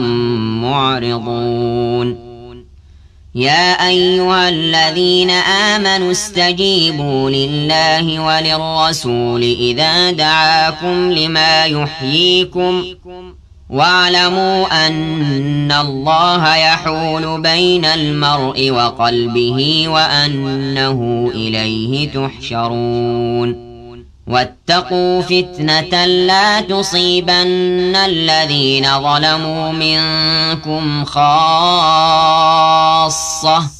واعلموا أن الله شديد العقاب واذكروا إذ أنتم قليل مستضعفون في الأرض تخافون أن يتخطفكم الناس فآواكم وأيدكم بنصره ورزقكم من الطيبات لعلكم تشكرون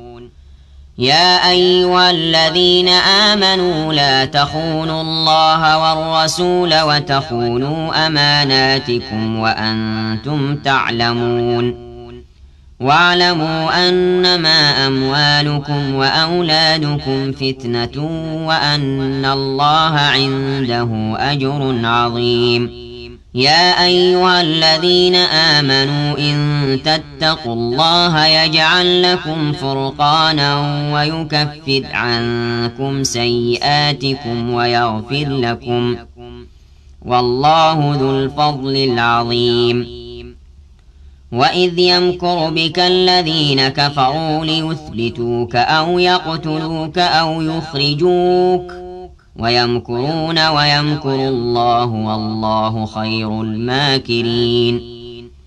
وإذا تتلى عليهم آياتنا قالوا قد سمعنا لو نشاء لقلنا مثل هذا إن هذا إلا أساطير الأولين وإذ قالوا اللهم إن كان هذا هو الحق من عندك فأمطر علينا حجارة من السماء أو ائتنا بعذاب أليم وما كان الله ليعذبهم وأنت فيهم وما كان الله معذبهم وهم يستغفرون وما لهم ألا يعذبهم الله وهم يصدون عن المسجد الحرام وما كانوا أولياءه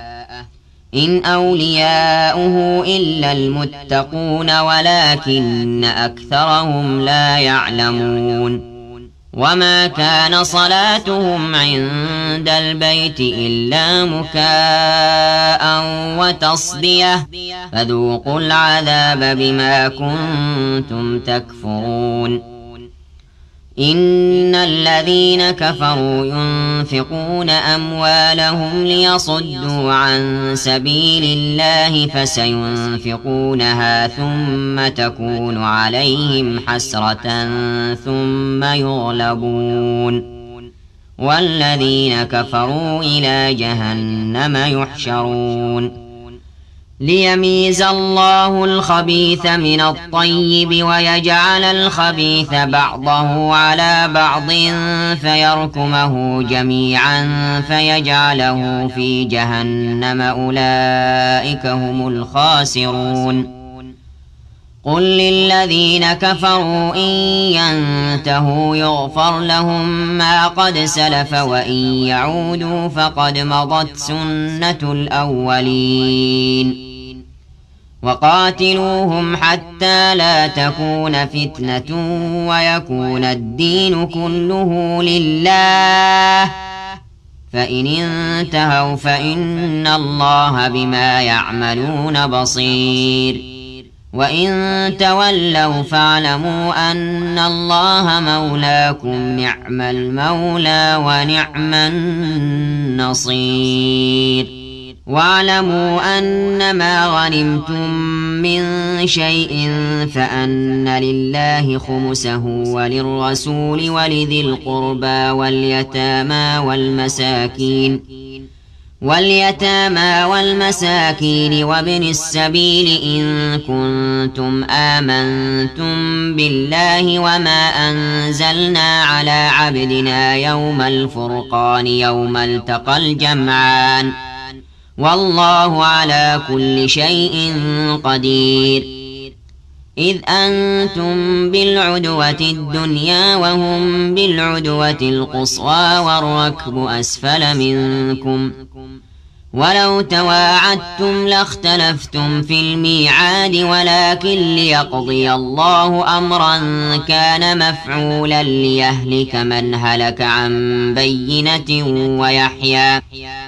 ليهلك من هلك عن بينة ويحيى من حي عن بينة وإن الله لسميع عليم إذ يريكهم الله في منامك قليلا ولو أراكهم كثيرا لفشلتم ولتنازعتم في الأمر ولكن الله سلم إنه عليم بذات الصدور وإذ يريكموهم إذ التقيتم في أعينكم قليلا ويقللكم في أعينهم ليقضي الله أمرا كان مفعولا وإلى الله ترجع الأمور يا أيها الذين آمنوا إذا لقيتم فئة فاثبتوا واذكروا الله كثيرا لعلكم تفلحون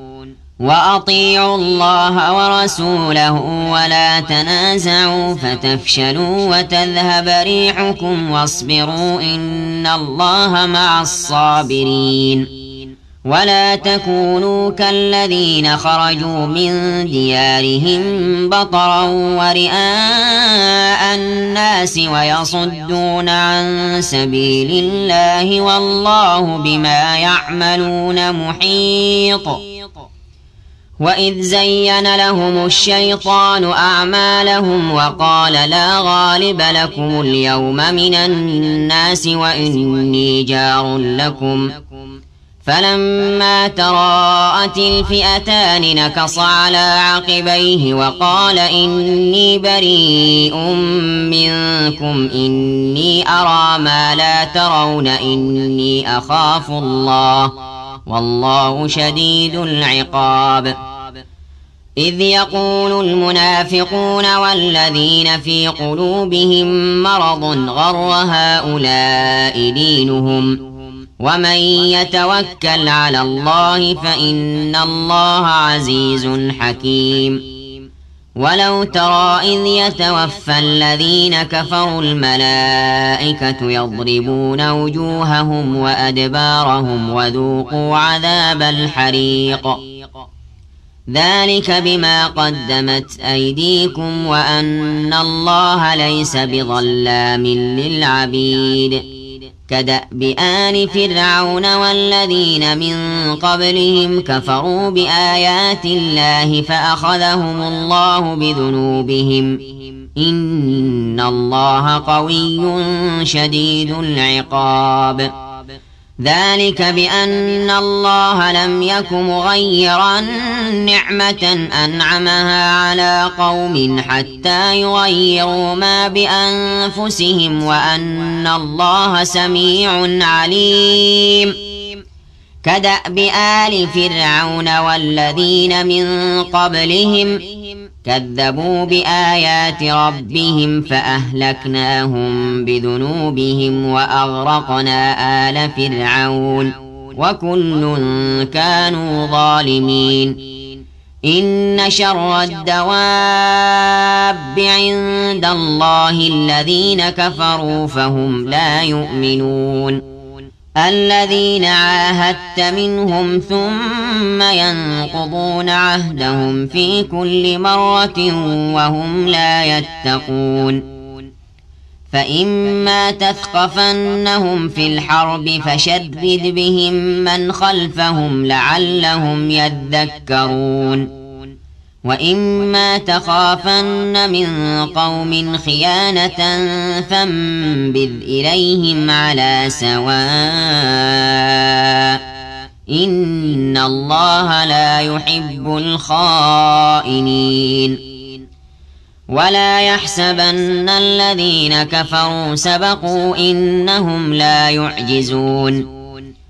وأعدوا لهم ما استطعتم من قوة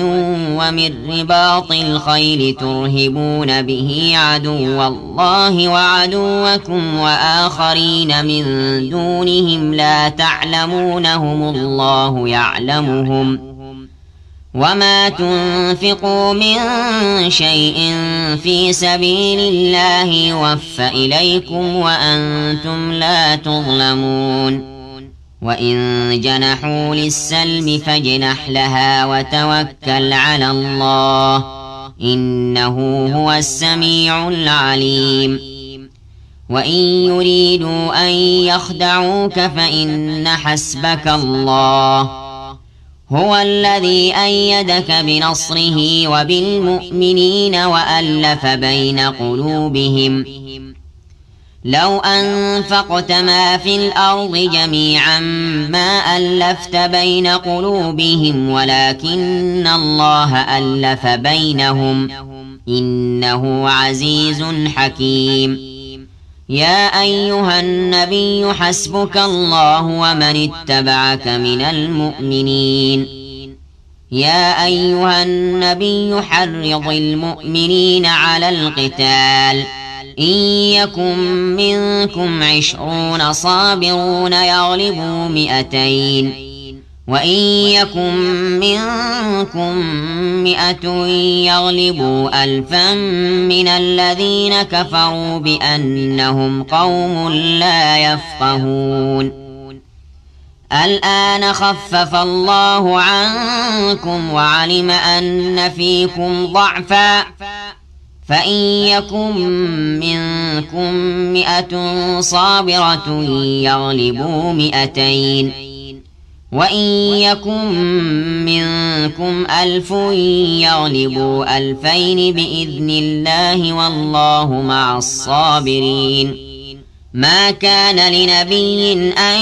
يكون له أسرى حتى يثخن في الأرض تريدون عرض الدنيا والله يريد الآخرة والله عزيز حكيم.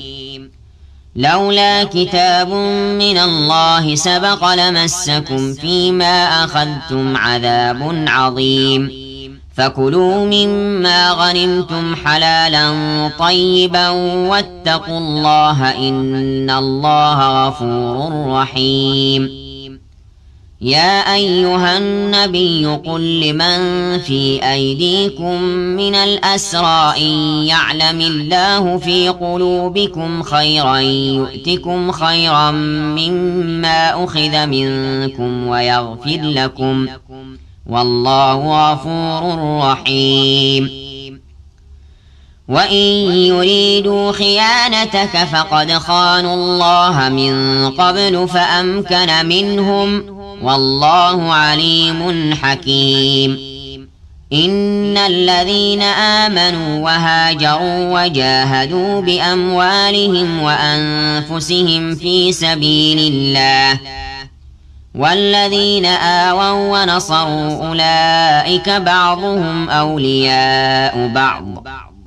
والذين آمنوا ولم يهاجروا ما لكم من ولايتهم من شيء حتى يهاجروا وإن استنصروكم في الدين فعليكم النصر إلا على قوم بينكم وبينهم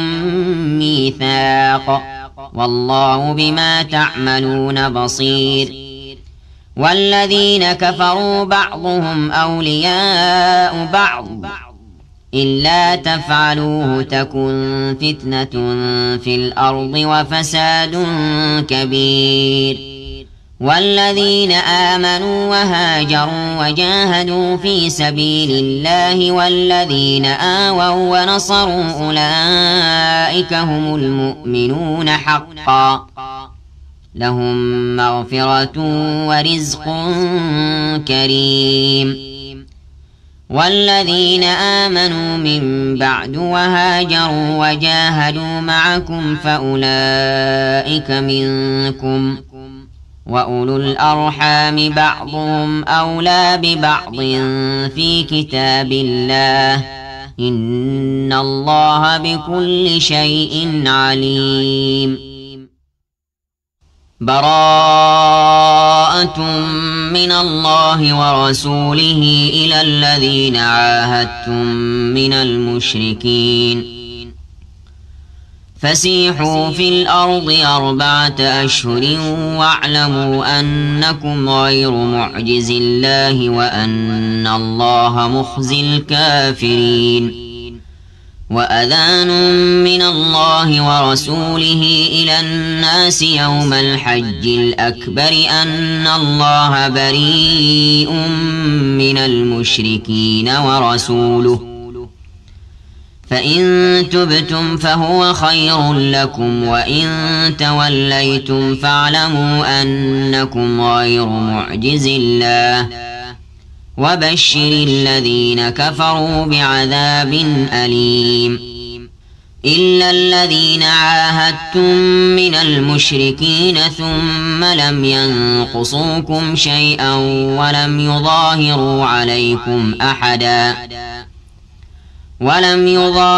عليكم أحدا فأتموا إليهم عهدهم إلى مدتهم إن الله يحب المتقين. فإذا انسلخ الأشهر الحرم فاقتلوا المشركين حيث وجدتموهم وخذوهم واحصروهم واقعدوا لهم كل مرصد فإن تابوا وأقاموا الصلاة وآتوا الزكاة فخلوا سبيلهم إن الله غفور رحيم. وإن أحد من المشركين استجارك فأجره حتى يسمع كلام الله ثم أبلغه مأمنه ذلك بأنهم قوم لا يعلمون. كيف يكون للمشركين عهد عند الله وعند رسوله إلا الذين عاهدتم عند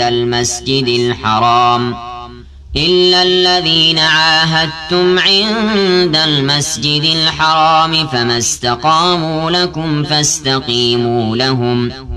إن الله يحب المتقين. كيف وإن يظهروا عليكم لا يرقبوا فيكم إلا ولا ذمة يرضونكم بأفواههم وتأبى قلوبهم وأكثرهم فاسقون.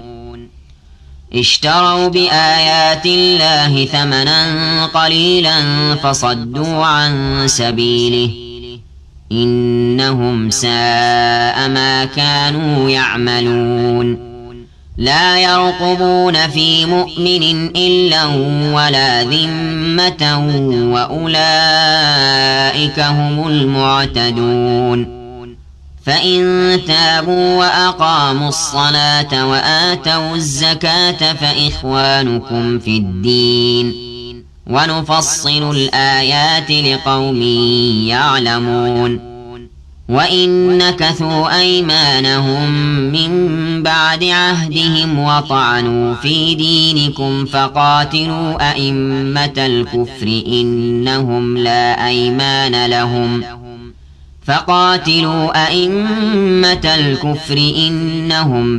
أيمان لهم لعلهم ينتهون. ألا تقاتلون قوما نكثوا أيمانهم وهموا بإخراج الرسول وهم بدؤوكم أول مرة أتخشونهم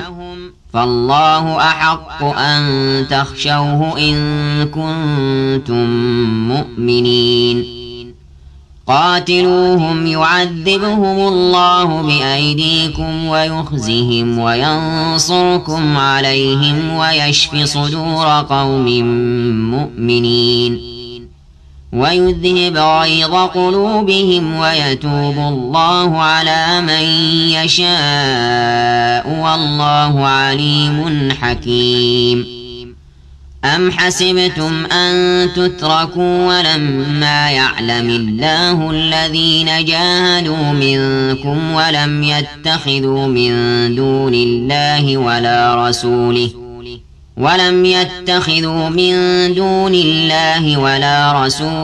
ولا المؤمنين وليجة والله خبير بما تعملون. ما كان للمشركين أن يعمروا مساجد الله شاهدين على أنفسهم بالكفر أولئك حبطت أعمالهم وفي النار هم خالدون. إنما يعمر مساجد الله من آمن بالله واليوم الآخر وأقام الصلاة وآتى الزكاة ولم يخش إلا الله فعسى أولئك أن يكونوا من المهتدين. أجعلتم سقاية الحاج وعمارة المسجد الحرام كمن آمن بالله واليوم الآخر وجاهد في سبيل الله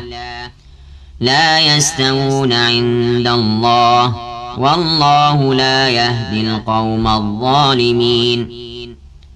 الذين آمنوا وهاجروا وجاهدوا في سبيل الله بأموالهم وأنفسهم أعظم درجة عند الله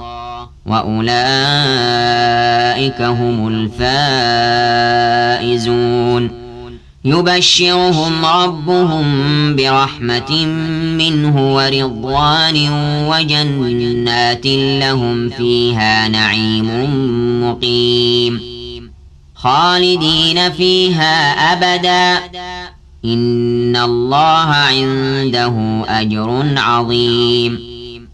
يا أيها الذين آمنوا لا تتخذوا آباءكم وإخوانكم أولياء إن استحبوا الكفر على الإيمان ومن يتولهم منكم فأولئك هم الظالمون. قل إن كان آباؤكم وأبناؤكم وإخوانكم وأزواجكم وعشيرتكم وأموال اقترفتموها وتجارة تخشون كسادها ومساكن ترضونها أحب إليكم من الله ورسوله وجهاد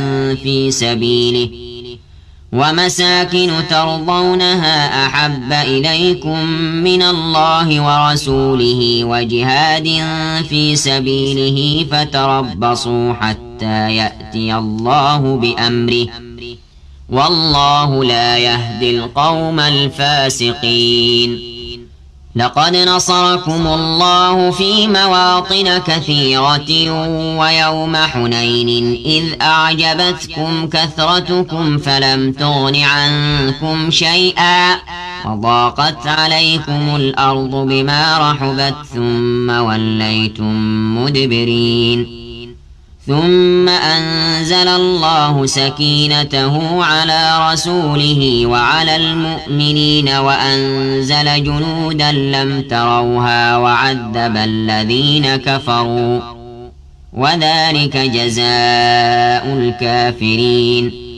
ثم يتوب الله من بعد ذلك على من يشاء والله غفور رحيم. يا أيها الذين آمنوا إنما المشركون نجس فلا يقربوا المسجد الحرام بعد عامهم هذا وإن خفتم عيلة فسوف يغنيكم الله من فضله إن شاء إن الله عليم حكيم.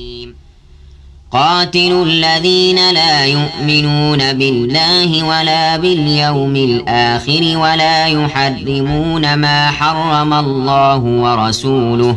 ولا يدينون دين الحق من الذين أوتوا الكتاب حتى يعطوا الجزية عن يد وهم صاغرون. وقالت اليهود عزير ابن الله وقالت النصارى المسيح ابن الله ذلك قولهم بأفواههم يضاهئون قول الذين كفروا من قبل قاتلهم الله أنى يؤفكون.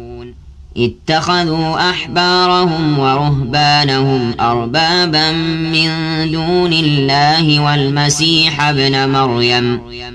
وما أمروا إلا ليعبدوا إلها واحدا لا إله إلا هو سبحانه عما يشركون. يريدون أن يطفئوا نور الله بأفواههم ويأبى الله إلا أن يتم نوره ولو كره الكافرون. هو الذي أرسل رسوله بالهدى ودين الحق ليظهره على الدين كله ولو كره المشركون. يا أيها الذين آمنوا إن كثيرا من الأحبار والرهبان ليأكلون أموال الناس بالباطل ويصدون عن سبيل الله والذين يكنزون الذهب والفضة ولا ينفقونها في سبيل الله فبشرهم بعذاب أليم يوم يحمى عليها في نار جهنم فتكوى بها جباههم وجنوبهم وظهورهم هذا ما كنزتم لأنفسكم فذوقوا ما كنتم تكنزون. إن عدة الشهور عند الله 12 شهرا في كتاب الله يوم خلق السماوات والأرض منها 4 حرم ذلك الدين القيم فلا تظلموا فيهن أنفسكم وقاتلوا المشركين كافة كما يقاتلونكم كافة واعلموا أن الله مع المتقين. إنما النسيء زيادة في الكفر يضل به الذين كفروا يحلونه عاما ويحرمونه عاما ليواطئوا عدة ما حرم الله فيحلوا ما حرم الله زين لهم سوء أعمالهم والله لا يهدي القوم الكافرين. يا أيها الذين آمنوا ما لكم إذا قيل لكم انفروا في سبيل الله اثاقلتم إلى الأرض أرضيتم بالحياة الدنيا من الآخرة فما متاع الحياة الدنيا في الآخرة إلا قليل. إلا تنفروا يعذبكم عذابا أليما ويستبدل قوما غيركم ولا تضروه شيئا والله على كل شيء قدير. إلا تنصروه فقد نصره الله إذ أخرجه الذين كفروا ثاني اثنين إذ هما في الغار إذ يقول لصاحبه لا تحزن إن الله معنا فأنزل الله سكينته عليه وأيده بجنود لم تروها وجعل كلمة الذين كفروا السفلى وكلمة الله هي العليا والله عزيز حكيم. انفروا خفافا وثقالا وجاهدوا بأموالكم وأنفسكم في سبيل الله ذلكم خير لكم إن كنتم تعلمون. لو كان عرضا قريبا وسفرا قاصدا لاتبعوك ولكن بعدت عليهم الشقة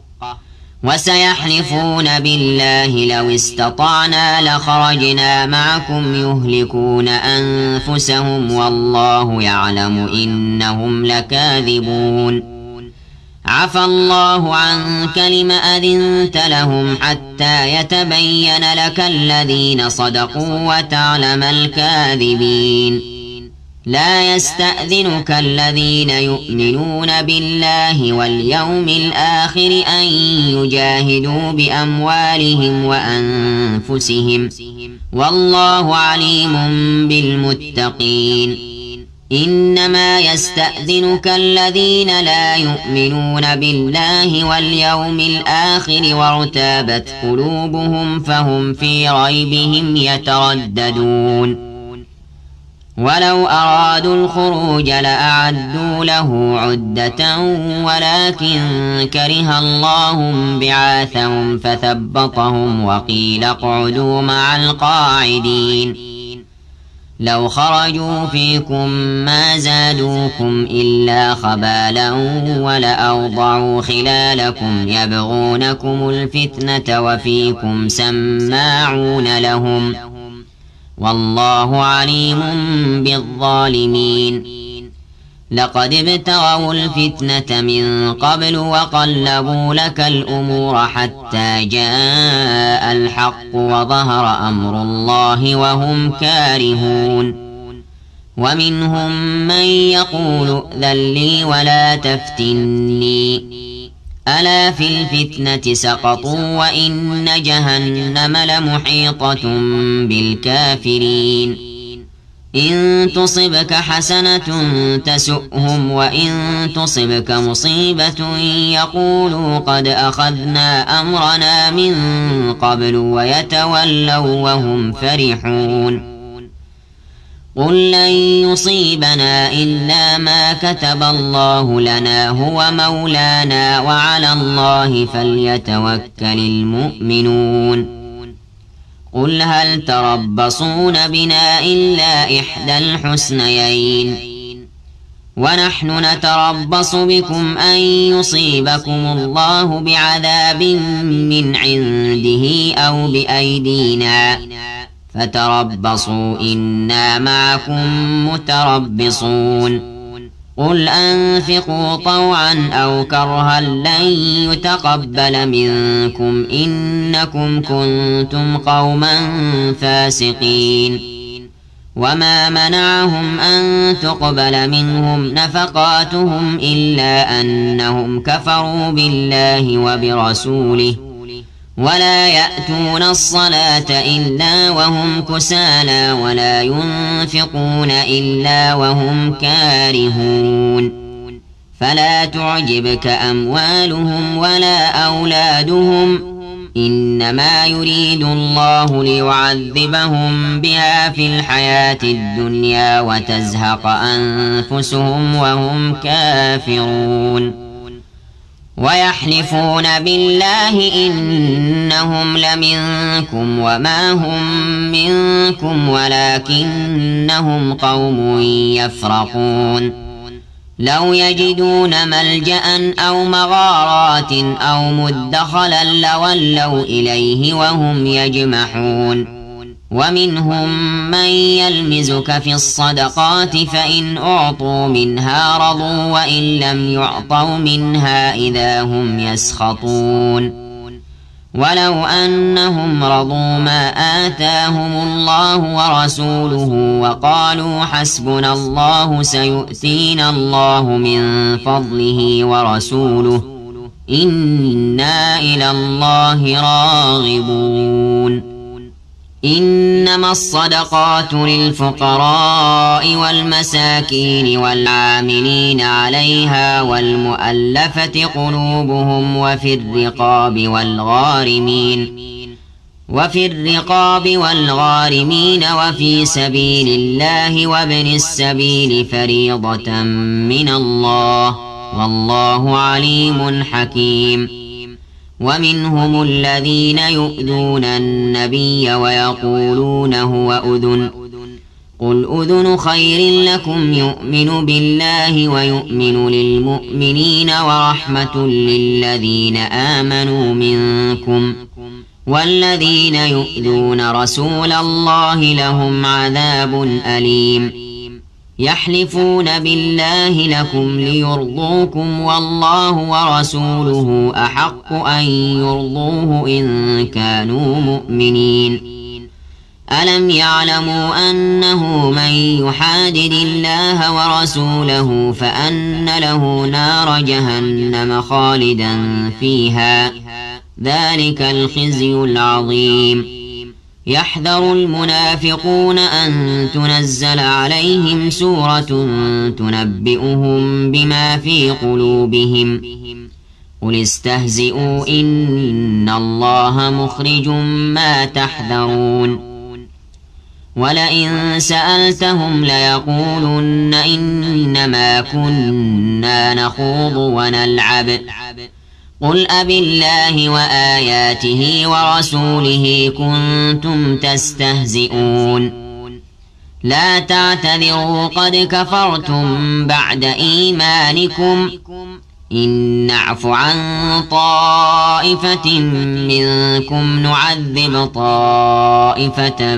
بأنهم كانوا مجرمين. المنافقون والمنافقات بعضهم من بعض يأمرون بالمنكر وينهون عن المعروف ويقبضون أيديهم نسوا الله فنسيهم إن المنافقين هم الفاسقون. وعد الله المنافقين والمنافقات والكفار نار جهنم خالدين فيها هي حسبهم ولعنهم الله ولهم عذاب مقيم. كالذين من قبلكم كانوا أشد منكم قوة وأكثر أموالا وأولادا فاستمتعوا بخلاقهم فاستمتعتم بخلاقكم كما استمتع الذين من قبلكم بخلاقهم وخضتم كالذي خاضوا أولئك حبطت أعمالهم في الدنيا والآخرة وأولئك هم الخاسرون. ألم يأتهم نبأ الذين من قبلهم قوم نوح وعاد وثمود وقوم إبراهيم وأصحاب مدين والمؤتفكات أتتهم رسلهم بالبينات فما كان الله ليظلمهم ولكن كانوا أنفسهم يظلمون والمؤمنون والمؤمنات بعضهم أولياء بعض يأمرون بالمعروف وينهون عن المنكر ويقيمون الصلاة ويؤتون الزكاة ويطيعون الله ورسوله أولئك سيرحمهم الله إن الله عزيز حكيم وعد الله المؤمنين والمؤمنات جنات تجري من تحتها الأنهار خالدين فيها ومساكن طيبة في جنات عدن ورضوان من الله أكبر ذلك هو الفوز العظيم يا أيها النبي جاهد الكفار والمنافقين واغلظ عليهم ومأواهم جهنم وبئس المصير يحلفون بالله ما قالوا ولقد قالوا كلمة الكفر وكفروا بعد إسلامهم وهموا بما لم ينالوا وما نقموا إلا أن أغناهم الله ورسوله من فضله فإن يتوبوا يك خيرا لهم وإن يتولوا يعذبهم الله عذابا أليما في الدنيا والآخرة وما لهم في الأرض من ولي ولا نصير ومنهم من عاهد الله لئن آتانا من فضله لنصدقن ولنكونن من الصالحين فلما آتاهم من فضله بخلوا به وتولوا وهم معرضون فأعقبهم نفاقا في قلوبهم إلى يوم يلقونه بما أخلفوا الله ما وعدوه وبما كانوا يكذبون ألم يعلموا أن الله يعلم سرهم ونجواهم وأن الله علام الغيوب الذين يلمزون المطوعين من المؤمنين في الصدقات والذين لا يجدون إلا جهدهم فيسخرون منهم سخر الله منهم ولهم عذاب أليم استغفر لهم أو لا تستغفر لهم إن تستغفر لهم 70 مرة فلن يغفر الله لهم ذلك بأنهم كفروا بالله ورسوله والله لا يهدي القوم الفاسقين فرح المخلفون بمقعدهم خلاف رسول الله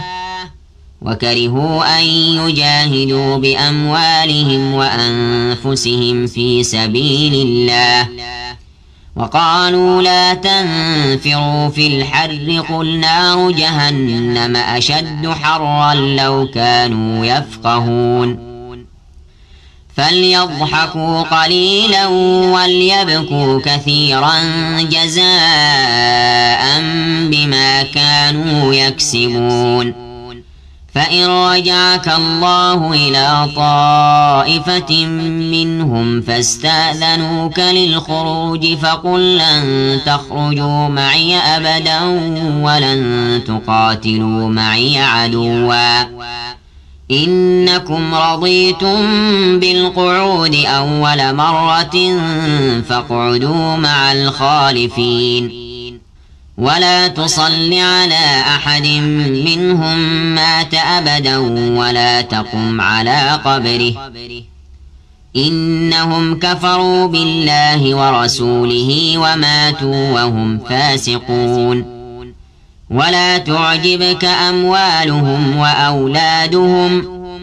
إنما يريد الله أن يعذبهم بها في الدنيا وتزهق أنفسهم وهم كافرون. وإذا أنزلت سورة أن آمنوا بالله وجاهدوا مع رسوله استأذنك أولو الطول منهم وقالوا ذرنا نكن مع القاعدين. رضوا بأن يكونوا مع الخوالف وطبع على قلوبهم فهم لا يفقهون. لكن الرسول والذين آمنوا معه جاهدوا بأموالهم وأنفسهم وأولئك لهم الخيرات وأولئك هم المفلحون.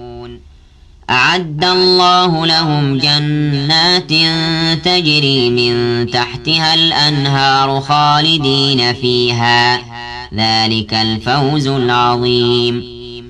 وجاء المعذرون من الأعراب ليؤذن لهم وقعد الذين كذبوا الله ورسوله سيصيب الذين كفروا منهم عذاب أليم. ليس على الضعفاء ولا على المرضى ولا على الذين لا يجدون ما ينفقون حرج إذا نصحوا لله ورسوله ما على المحسنين من سبيل والله غفور رحيم. ولا على الذين إذا ما أتوك لتحملهم قلت لا أجد ما أحملكم عليه تولوا وأعينهم تفيض من الدمع حزنا ألا يجدوا ما ينفقون. إنما السبيل على الذين يستأذنونك وهم أغنياء رضوا بأن يكونوا مع الخوالف وطبع الله على قلوبهم فهم لا يعلمون. يعتذرون إليكم إذا رجعتم إليهم قل لا تعتذروا لن نؤمن لكم قد نبأنا الله من أخباركم وسيرى الله عملكم ورسوله ثم تردون إلى عالم الغيب والشهادة فينبئكم بما كنتم تعملون. سيحلفون بالله لكم إذا انقلبتم إليهم لتعرضوا عنهم فأعرضوا عنهم إنهم رجس ومأواهم جهنم جزاء بما كانوا يكسبون. يحلفون لكم لترضوا عنهم فإن ترضوا عنهم فإن الله لا يرضى عن القوم الفاسقين. الأعراب أشد كفرا ونفاقا وأجدر أن لا يعلموا حدود ما أنزل الله على رسوله والله عليم حكيم. ومن الأعراب من يتخذ ما ينفق مغرما ويتربص بكم الدوائر عليهم دائرة السوء والله سميع عليم.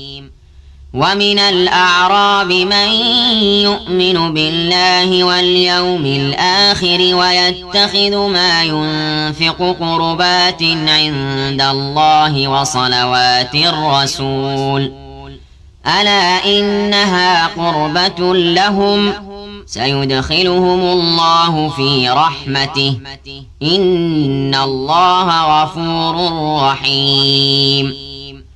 والسابقون الأولون من المهاجرين والأنصار والذين اتبعوهم بإحسان رضي الله عنهم ورضوا عنه وأعد لهم جنات تجري تحتها الأنهار خالدين فيها أبدا ذلك الفوز العظيم. وممن حولكم من الأعراب منافقون ومن أهل المدينة مردوا على النفاق لا تعلمهم نحن نعلمهم سنعذبهم مرتين ثم يردون إلى عذاب عظيم وآخرون اعترفوا بذنوبهم خلطوا عملا صالحا وآخر سيئا عسى الله أن يتوب عليهم إن الله غفور رحيم خذ من أموالهم صدقة تطهرهم وتزكيهم بها وصل عليهم إن صلاتك سكن لهم والله سميع عليم ألم يعلموا أن الله هو يقبل التوبة عن عباده ويأخذ الصدقات وأن الله هو التواب الرحيم وقل اعملوا فسيرى الله عملكم ورسوله والمؤمنون وستردون إلى عالم الغيب والشهادة فينبئكم بما كنتم تعملون وآخرون مرجون لأمر الله إما يعذبهم وإما يتوب عليهم والله عليم حكيم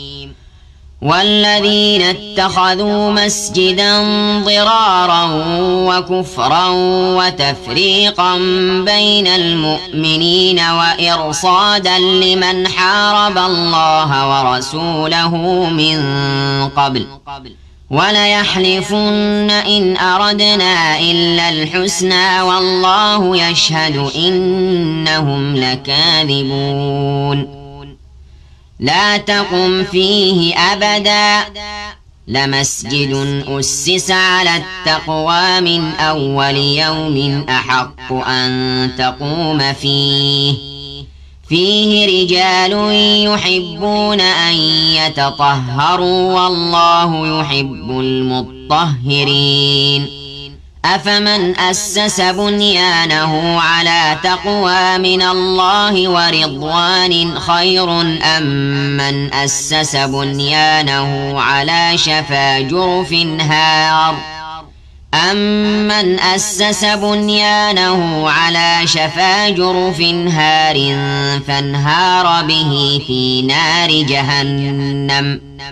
والله لا يهدي القوم الظالمين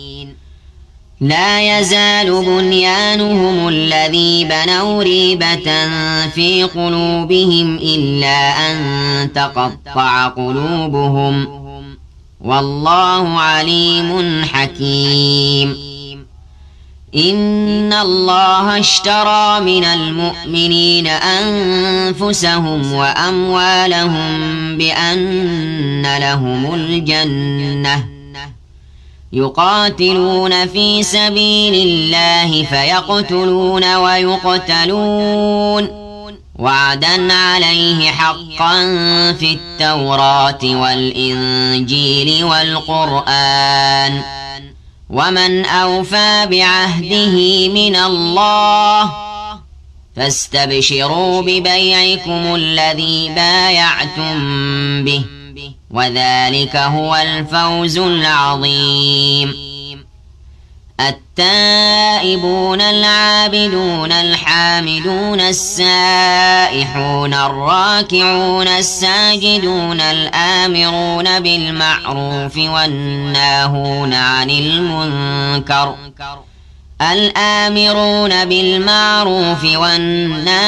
عن المنكر والحافظون لحدود الله وبشر المؤمنين ما كان للنبي والذين آمنوا أن يستغفروا للمشركين ولو كانوا أولي قربى من بعد ما تبين لهم أنهم أصحاب الجحيم وما كان استغفار إبراهيم لأبيه إلا عن موعدة وعدها إياه فلما تبين له أنه عدو لله تبرأ منه إن إبراهيم لأواه حليم وما كان الله ليضل قوما بعد إذ هداهم حتى يبين لهم ما يتقون إن الله بكل شيء عليم إن الله له ملك السماوات والأرض يحيي ويميت وما لكم من دون الله من ولي ولا نصير لقد تاب الله على النبي والمهاجرين والأنصار الذين اتبعوه في ساعة العسرة من بعد ما كاد يزيغ قلوب فريق منهم ثم تاب عليهم إنه بهم رءوف رحيم وعلى الثلاثة الذين خلفوا حتى إذا ضاقت عليهم الأرض بما رحبت وضاقت عليهم أنفسهم وظنوا أن لا ملجأ من الله إلا إليه ثم تاب عليهم ليتوبوا إن الله هو التواب الرحيم يا أيها الذين آمنوا اتقوا الله وكونوا مع الصادقين ما كان لأهل المدينة ومن حولهم من الأعراب أن يتخلفوا عن رسول الله ولا يرغبوا بأنفسهم عن نفسه ذلك بأنهم لا يصيبهم ظمأ ولا نصب ولا مخمصة في سبيل الله ولا يطؤون موطئا يغيظ الكفار ولا ينالون من عدو نيلا إلا كتب لهم به عمل صالح إن الله لا يضيع أجر المحسنين ولا ينفقون نفقة صغيرة ولا كبيرة ولا يقطعون واديا إلا كتب لهم ليجزيهم الله أحسن ما كانوا يعملون وما كان المؤمنون لينفروا كافة فلولا نفر من كل فرقة منهم طائفة ليتفقهوا في الدين ولينذروا قومهم إذا رجعوا إليهم لعلهم يحذرون يا أيها الذين آمنوا قاتلوا الذين يلونكم من الكفار وليجدوا فيكم غلظة واعلموا أن الله مع المتقين وإذا ما أنزلت سورة فمنهم من يقول أيكم زادته هذه إيمانا فأما الذين آمنوا فزادتهم إيمانا وهم يستبشرون وأما الذين في قلوبهم مرض فزادتهم رجسا إلى رجسهم وماتوا وهم كافرون أولا يرون أنهم يفتنون في كل عام مرة أو مرتين ثم لا يتوبون ولا هم يذكرون وإذا ما أنزلت سورة نظر بعضهم إلى بعض هل يراكم من أحد ثم انصرفوا صرف الله قلوبهم بأنهم قوم لا يفقهون لقد جاءكم رسول من أنفسكم عزيز عليه ما عنتم حريص عليكم بالمؤمنين رؤوف رحيم فإن تولوا فقل حسبي الله لا إله إلا هو عليه توكلت وهو رب العرش العظيم. أعوذ بالله من الشيطان الرجيم. بسم الله الرحمن الرحيم. ألف لام را تلك آيات الكتاب الحكيم. أكان للناس عجبا أن أوحينا إلى رجل منهم أن أنذر الناس وبشر الذين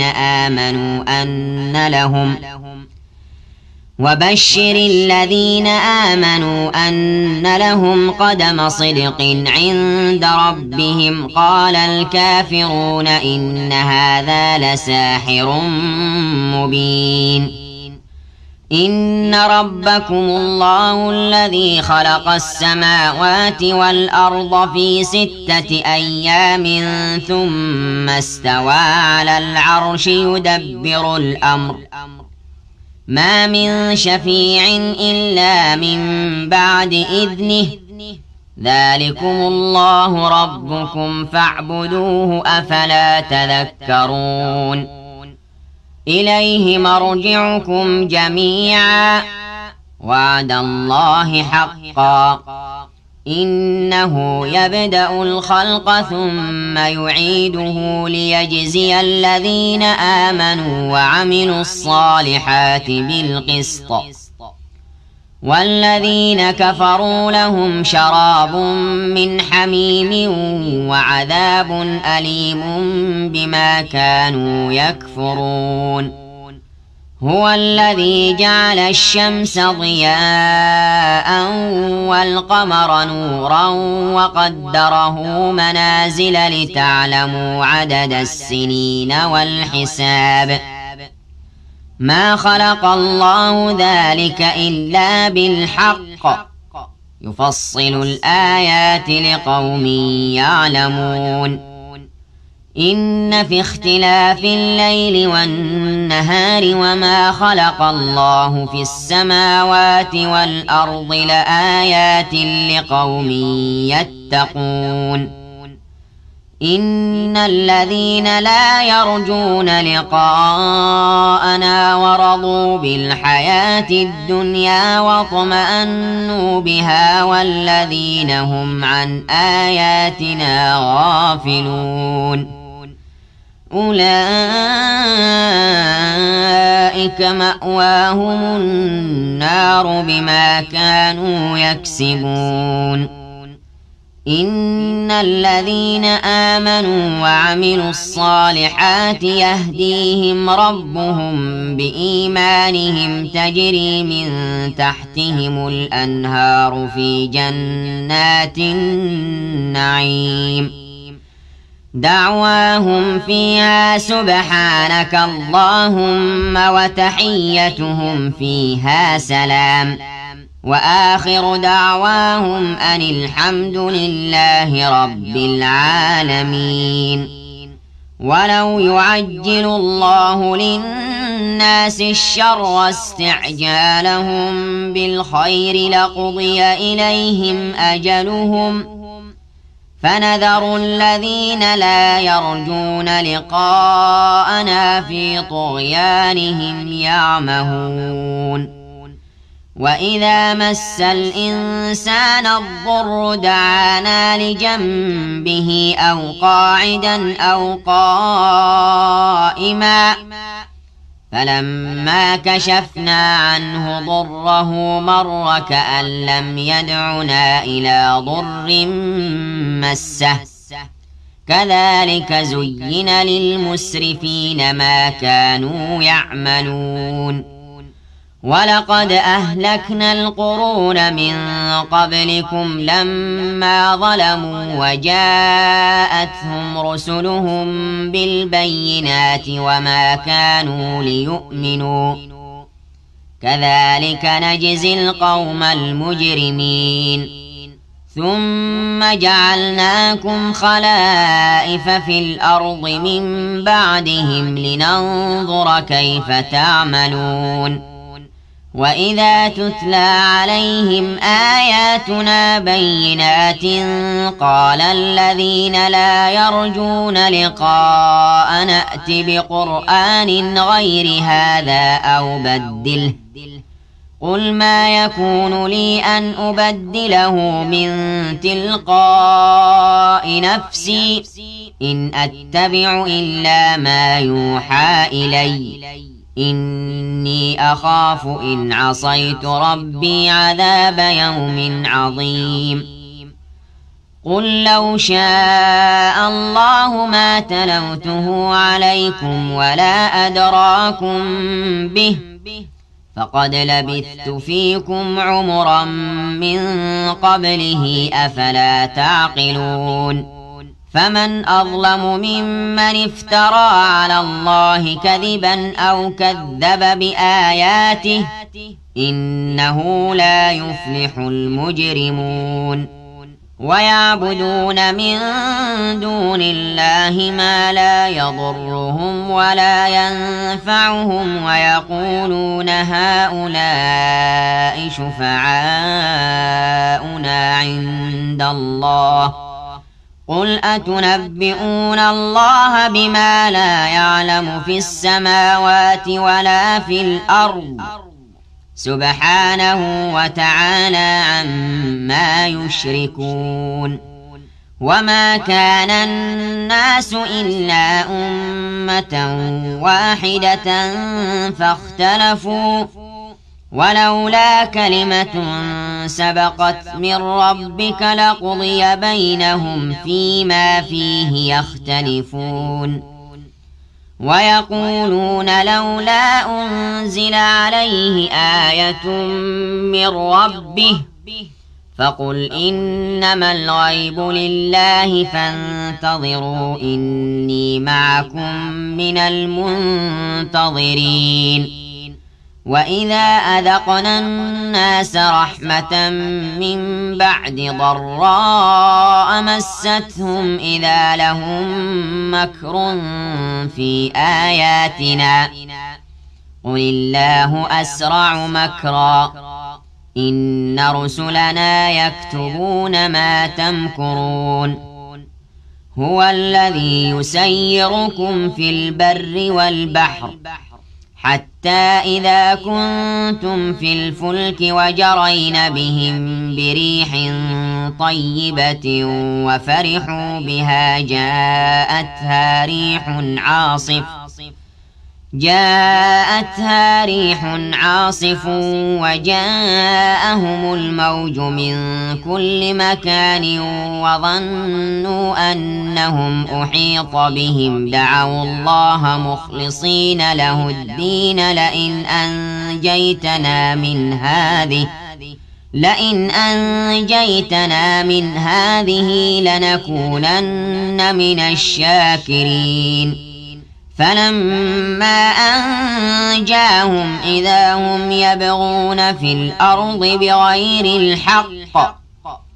يا أيها الناس إنما بغيكم على أنفسكم متاع الحياة الدنيا ثم إلينا مرجعكم فننبئكم بما كنتم تعملون إنما مثل الحياة الدنيا كماء أنزلناه من السماء فاختلط به نبات الأرض مما يأكل الناس والأنعام حتى إذا أخذت الأرض زخرفها وزينت وظن أهلها أنهم قادرون عليها أتاها أمرنا ليلا أو نهارا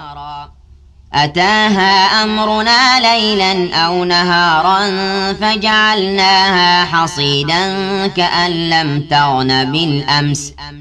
كذلك نفصل الآيات لقوم يتفكرون والله يدعو إلى دار السلام ويهدي من يشاء إلى صراط مستقيم للذين أحسنوا الحسنى وزيادة ولا يرهق وجوههم قتر ولا ذلة أولئك أصحاب الجنة هم فيها خالدون والذين كسبوا السيئات جزاء سيئة بمثلها وترهقهم ذلة ما لهم من الله من عاصم كأنما أغشيت وجوههم قطعا من الليل مظلما أولئك أصحاب النار هم فيها خالدون ويوم نحشرهم جميعا ثم نقول للذين أشركوا مكانكم أنتم وشركاؤكم فزيلنا بينهم وقال شركاؤهم ما كنتم إيانا تعبدون فكفى بالله شهيدا بيننا وبينكم إن كنا عن عبادتكم لغافلين هنالك تبلو كل نفس ما أسلفت وردوا إلى الله مولاهم الحق وضل عنهم ما كانوا يفترون قل من يرزقكم من السماء والأرض أم من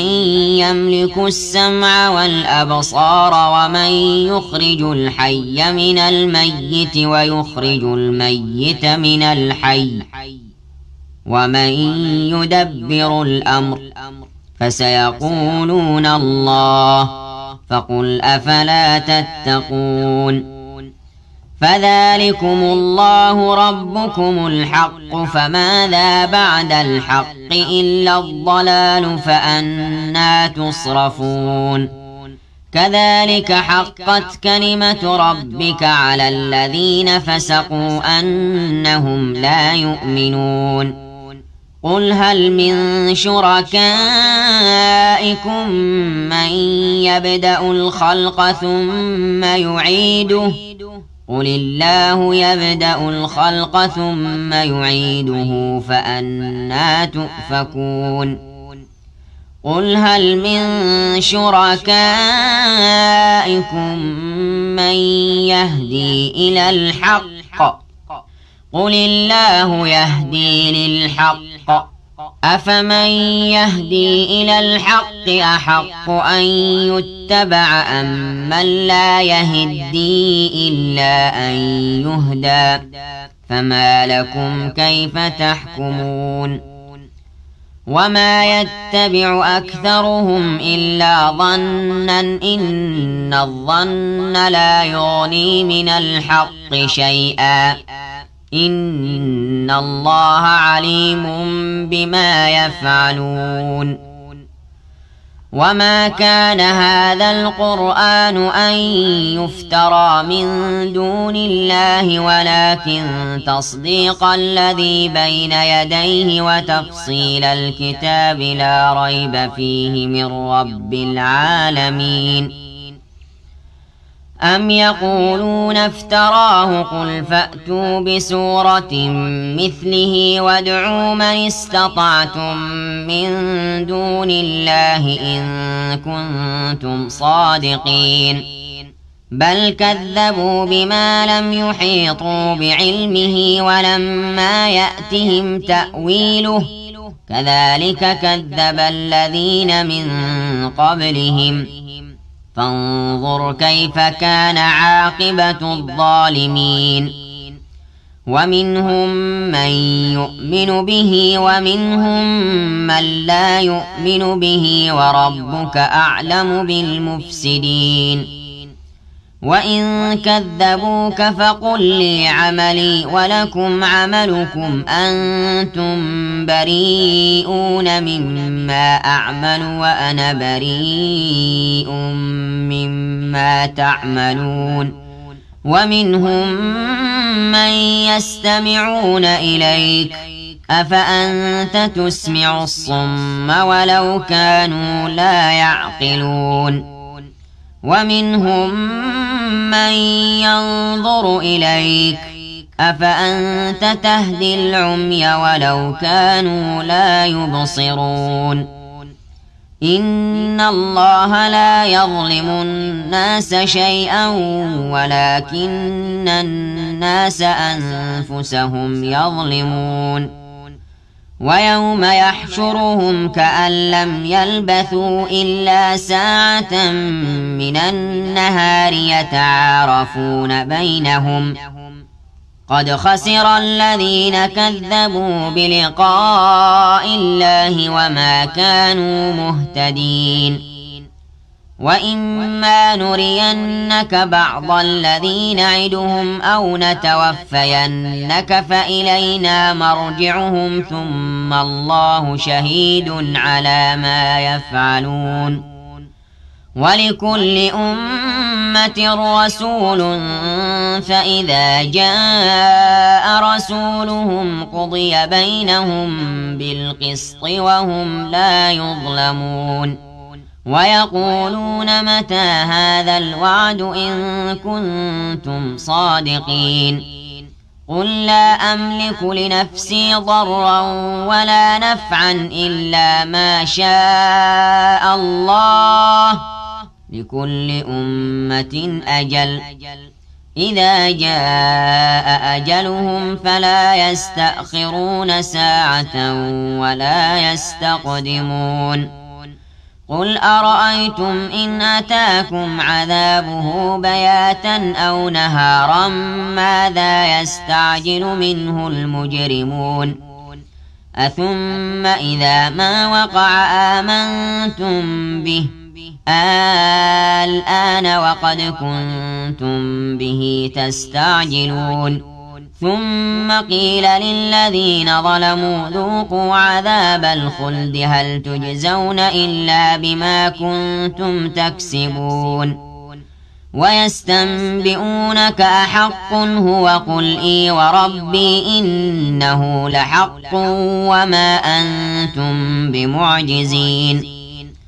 ولو أن لكل نفس ظلمت ما في الأرض لافتدت به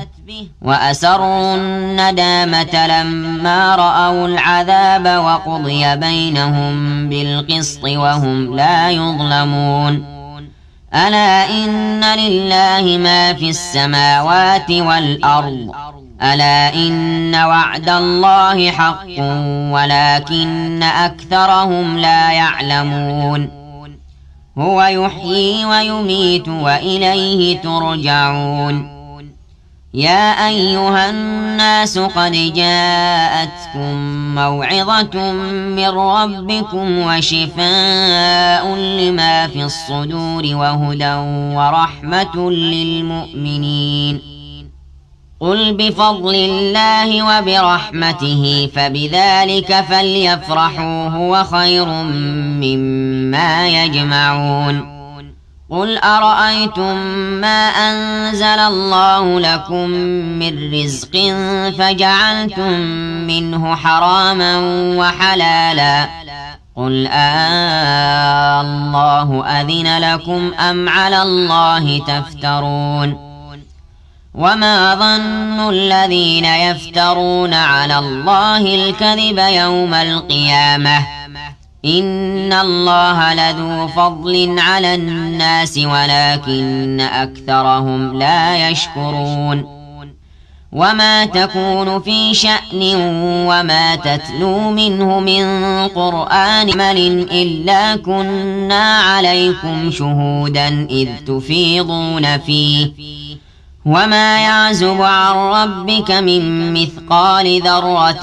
في الأرض ولا في السماء ولا أصغر من ذلك ولا أكبر إلا في كتاب مبين ألا إن أولياء الله لا خوف عليهم ولا هم يحزنون الذين آمنوا وكانوا يتقون لهم البشرى في الحياة الدنيا وفي الآخرة لا تبديل لكلمات الله ذلك هو الفوز العظيم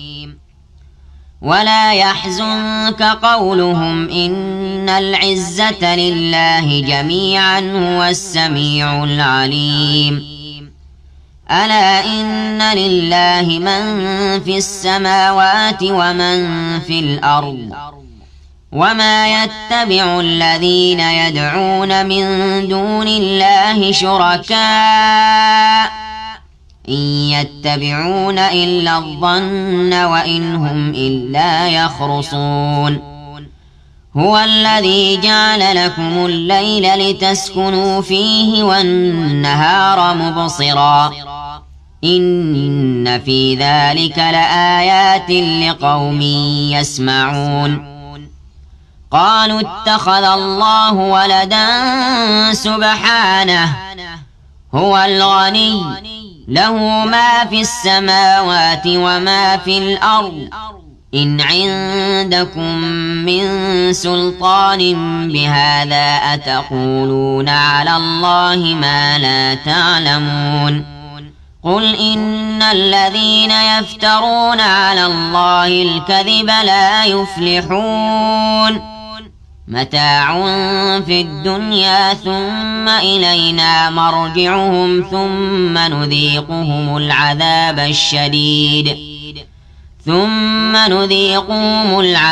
الشديد بما كانوا يكفرون واتل عليهم نبأ نوح إذ قال لقومه يا قوم إن كان كبر عليكم مقامي وتذكيري بآيات الله فعلى الله توكلت فأجمعوا أمركم وشركاءكم ثم لا يكن أمركم عليكم غمة ثم قضوا إلي ولا تنظرون فإن توليتم فما سألتكم من أجر إن أجري إلا على الله وأمرت أن أكون من المسلمين فكذبوه فنجيناه ومن معه في الفلك وجعلناهم خلائف وأغرقنا الذين كذبوا بآياتنا فانظر كيف كان عاقبة المنذرين ثم بعثنا من بعده رسلا إلى قومهم فجاءوا بالبينات فما كانوا ليؤمنوا بما كذبوا به من قبل كذلك نطبع على قلوب المعتدين ثم بعثنا من بعدهم موسى وهارون إلى فرعون وملئه بآياتنا فاستكبروا وكانوا قوما مجرمين فلما جاءهم الحق من عندنا قالوا إن هذا لسحر مبين قال موسى أتقولون للحق لما جاءكم أسحر هذا ولا يفلح الساحرون قالوا أجئتنا لتلفتنا عما وجدنا عليه آباءنا وتكون لكما الكبرياء في الأرض وما نحن لكما بمؤمنين وقال فرعون ائتوني بكل ساحر عليم فلما جاء السحرة قال لهم موسى ألقوا ما أنتم ملقون فلما ألقوا قال موسى ما جئتم به السحر إن الله سيبطله إن الله لا يصلح عمل المفسدين ويحق الله الحق بكلماته ولو كره المجرمون فما آمن لموسى إلا ذرية من قومه على خوف من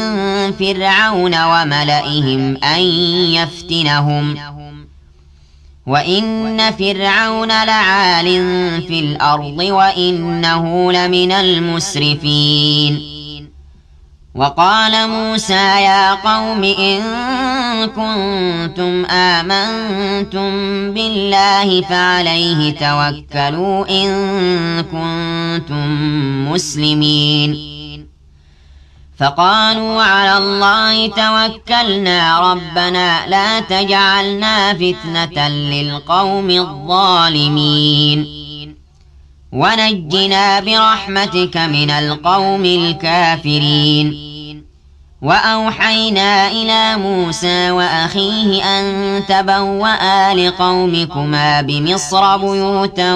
واجعلوا بيوتكم قبلة وأقيموا الصلاة وبشر المؤمنين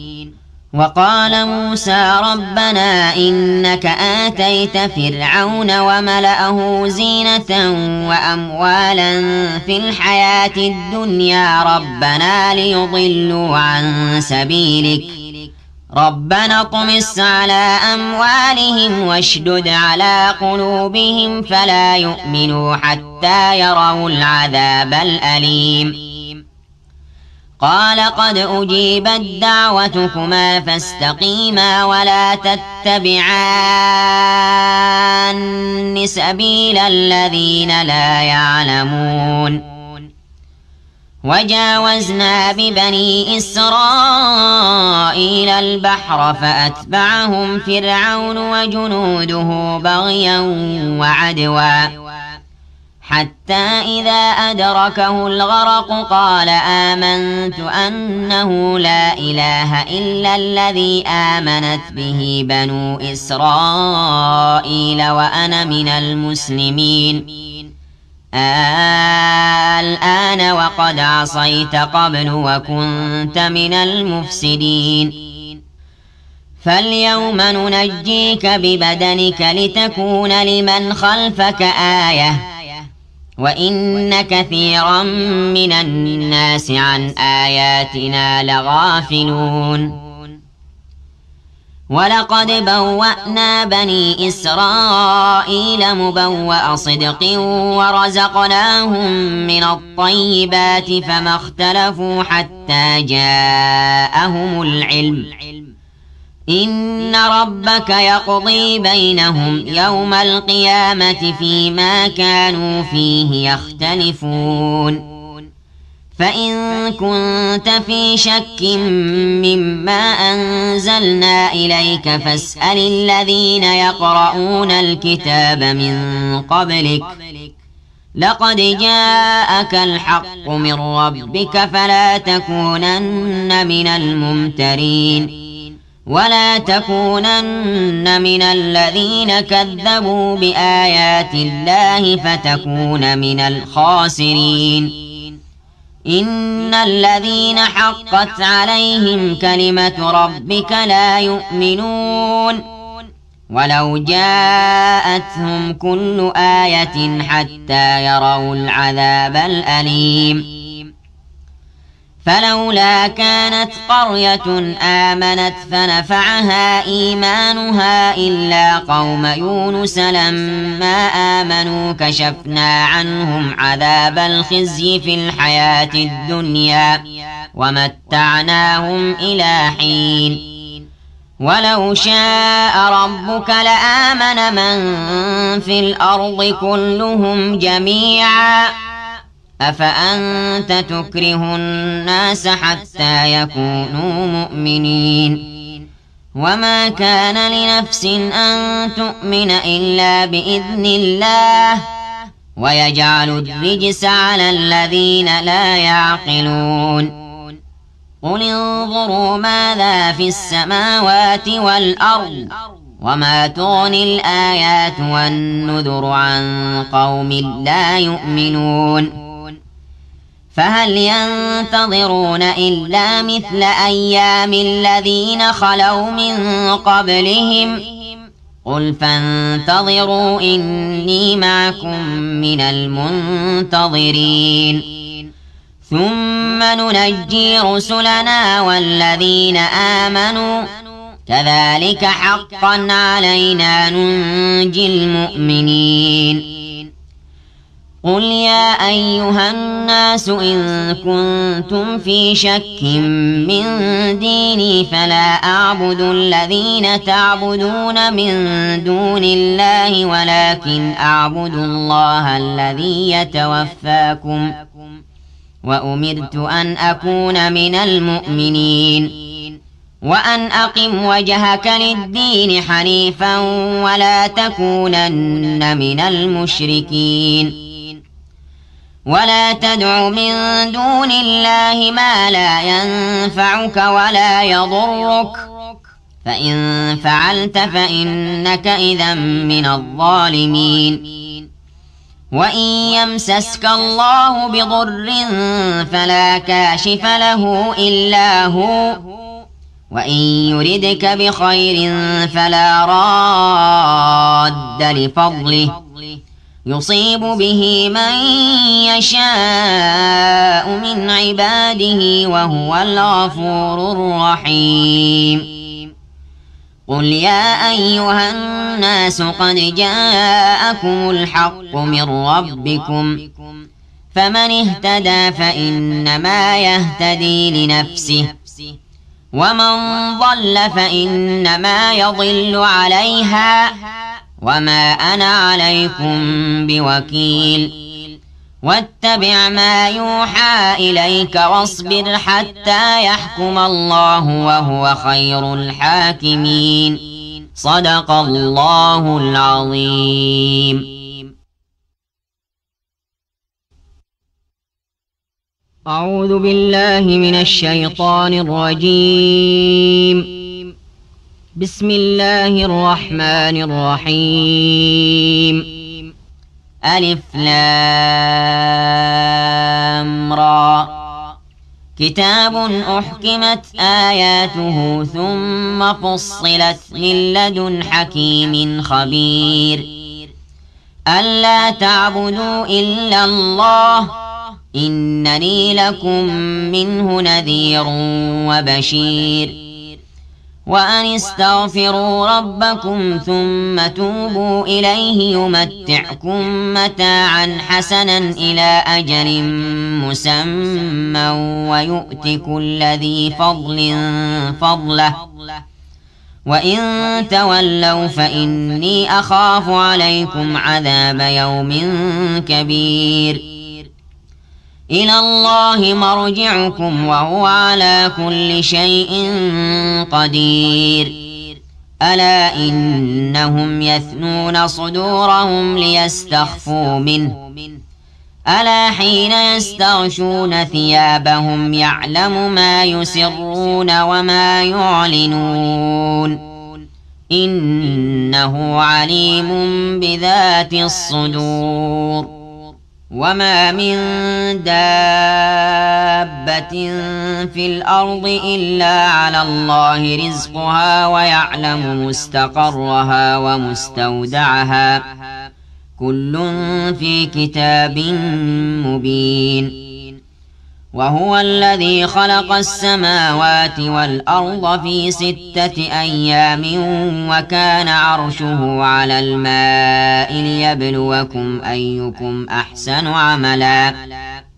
ولئن قلت إنكم مبعوثون من بعد الموت ليقولن الذين كفروا إن هذا إلا سحر مبين ولئن أخرنا عنهم العذاب إلى أمة معدودة ليقولن ما يحبسه ألا يوم يأتيهم ليس مصروفا عنهم وحاق بهم ما كانوا به يستهزئون ولئن أذقنا الإنسان منا رحمة ثم نزعناها منه إنه ليئوس كفور ولئن أذقناه نعماء بعد ضراء مسته ليقولن ذهب السيئات عني إنه لفرح فخور إلا الذين صبروا وعملوا الصالحات أولئك لهم مغفرة وأجر كبير فلعلك تارك بعض ما يوحى إليك وضائق به صدرك أن يقولوا لولا أنزل عليه كنز أو جاء معه ملك إنما أنت نذير والله على كل شيء وكيل أم يقولون افتراه قل فأتوا بعشر سور مثله مفتريات وادعوا من استطعتم من دون الله إن كنتم صادقين فإن لم يستجيبوا لكم فاعلموا أنما أنزل بعلم الله وأن لا إله إلا هو فهل أنتم مسلمون من كان يريد الحياة الدنيا وزينتها نوف إليهم أعمالهم فيها وهم فيها لا يبخسون أولئك الذين ليس لهم في الآخرة إلا النار وحبط ما صنعوا فيها وباطل ما كانوا يعملون أفمن كان على بينة من ربه ويتلوه شاهد منه ومن قبله كتاب موسى إماما ورحمة أولئك يؤمنون به ومن يكفر به من الأحزاب فالنار موعده فلا تك في مرية منه إنه الحق من ربك ولكن أكثر الناس لا يؤمنون ومن أظلم ممن افترى على الله كذبا أولئك يعرضون على ربهم ويقول الأشهاد هؤلاء الذين كذبوا على ربهم ألا لعنة الله على الظالمين الذين يصدون عن سبيل الله ويبغونها عوجا وهم بالآخرة هم كافرون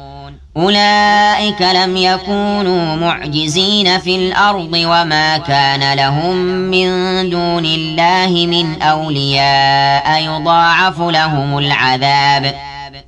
ما كانوا يستطيعون السمع وما كانوا يبصرون أولئك الذين خسروا أنفسهم وضل عنهم ما كانوا يفترون لا جرم أنهم في الآخرة هم الأخسرون إن الذين آمنوا وعملوا الصالحات وأخبتوا إلى ربهم أولئك أصحاب الجنة هم فيها خالدون مثل الفريقين كالأعمى والأصم والبصير والسميع هل يستويان مثلا أفلا تذكرون ولقد أرسلنا نوحا إلى قومه إني لكم نذير مبين ألا تعبدوا إلا الله إني أخاف عليكم عذاب يوم أليم فقال الملأ الذين كفروا من قومه ما نراك إلا بشرا مثلنا وما نراك اتبعك إلا الذين هم أراذلنا بادي الرأي وما نرى لكم علينا من فضل بل نظنكم كاذبين قال يا قوم أرأيتم إن كنت على بينة من ربي وآتاني رحمة من عنده فعميت عليكم أنلزمكموها وأنتم لها كارهون ويا قوم لا أسألكم عليه مالا إن أجري إلا على الله وما أنا بطارد الذين آمنوا إنهم ملاقو ربهم ولكني أراكم قوما تجهلون ويا قوم من ينصرني من الله إن طردتهم أفلا تذكرون ولا أقول لكم عندي خزائن الله ولا أعلم الغيب ولا أقول إني ملك ولا أقول للذين تزدري أعينكم لن يؤتيهم الله خيرا الله أعلم بما في أنفسهم إني إذا لمن الظالمين قالوا يا نوح قد جادلتنا فأكثرت جدالنا فأتنا بما تعدنا إن كنت من الصادقين قال إنما يأتيكم به الله إن شاء وما أنتم بمعجزين ولا ينفعكم نصحي إن أردت أن أنصح لكم إن كان الله يريد أن يغويكم هو ربكم وإليه ترجعون أم يقولون افتراه قل إن افتريته فعلي إجرامي وأنا بريء مما تجرمون وأوحي إلى نوح أنه لن يؤمن من قومك إلا من قد آمن فلا تبتئس بما كانوا يفعلون واصنع الفلك بأعيننا ووحينا ولا تخاطبني في الذين ظلموا إنهم مغرقون ويصنع الفلك وكلما مر عليه ملأ من قومه سخروا منه قال إن تسخروا منا فإنا نسخر منكم كما تسخرون فسوف تعلمون من يأتيه عذاب يخزيه ويحل عليه عذاب مقيم حتى إذا جاء أمرنا وفارت النور قل نحمل فيها من كل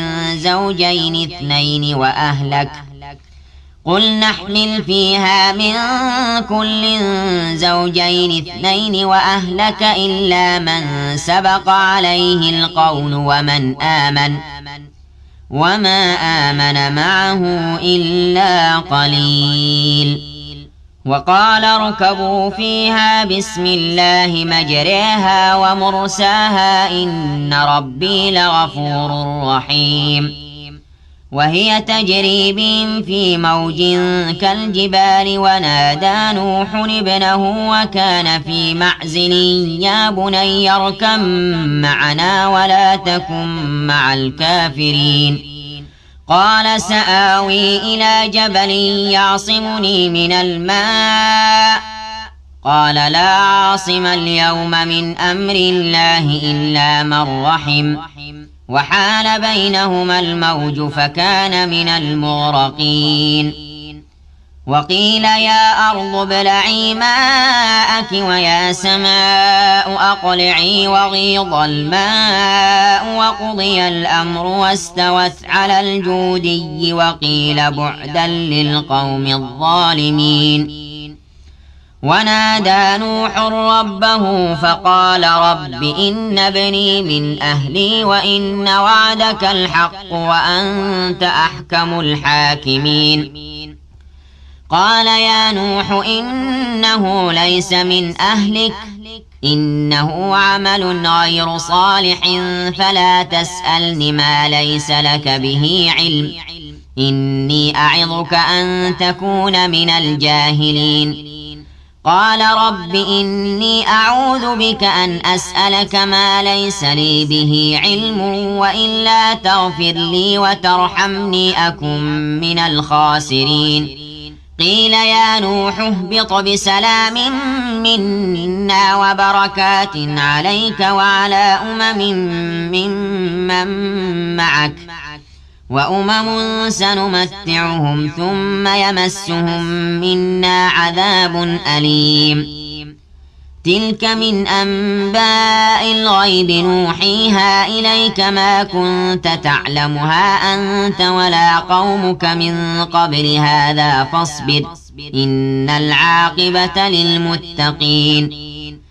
وإلى عاد أخاهم هودا قال يا قوم اعبدوا الله ما لكم من إله غيره إن أنتم إلا مفترون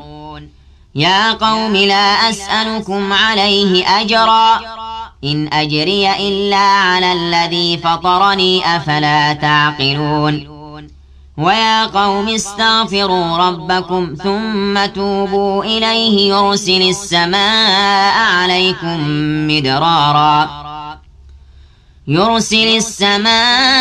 عليكم مدرارا ويزدكم قوة إلى قوتكم ولا تتولوا مجرمين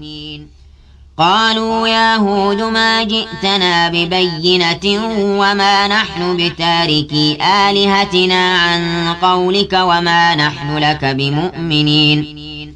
إن نقول إلا اعتراك بعض آلهتنا بسوء قال إني أشهد الله واشهدوا أني بريء مما تشركون من دونه فكيدوني جميعا ثم لا تنظرون إني توكلت على الله ربي وربكم ما من دابة إلا هو آخذ بناصيتها إن ربي على صراط مستقيم فإن تولوا فقد أبلغتكم ما أرسلت به إليكم ويستخلف ربي قوما غيركم ولا تضرونه شيئا إن ربي على كل شيء حفيظ ولما جاء أمرنا نجينا هودا والذين آمنوا معه برحمة منا ونجيناهم من عذاب غليظ وتلك عاد جحدوا بآيات ربهم وعصوا رسله واتبعوا أمر كل جبار عنيد وأتبعوا في هذه الدنيا لعنة ويوم القيامة ألا إن عادا كفروا ربهم ألا بعدا لعاد قوم هود وإلى ثمود أخاهم صالحا قال يا قوم اعبدوا الله ما لكم من إله غيره هو أنشأكم من الأرض واستعمركم فيها فاستغفروه ثم توبوا إليه إن ربي قريب مجيب قالوا يا صالح قد كنت فينا مرجوا قبل هذا أتنهانا أن نعبد ما يعبد آباؤنا وإننا لفي شك مما تدعونا إليه مريب قال يا قوم أرأيتم إن كنت على بينة من ربي وآتاني منه رحمة فمن ينصرني من الله إن عصيته فما تزيدونني غير تخسير ويا قوم هذه ناقة الله لكم آية فذروها تأكل في أرض الله ولا تمسوها بسوء فيأخذكم عذاب قريب فعقروها فقال تمتعوا في داركم 3 أيام ذلك وعد غير مكذوب فلما جاء أمرنا نجينا صالحا والذين آمنوا معه برحمة منا ومن خزي يومئذ إن ربك هو القوي العزيز.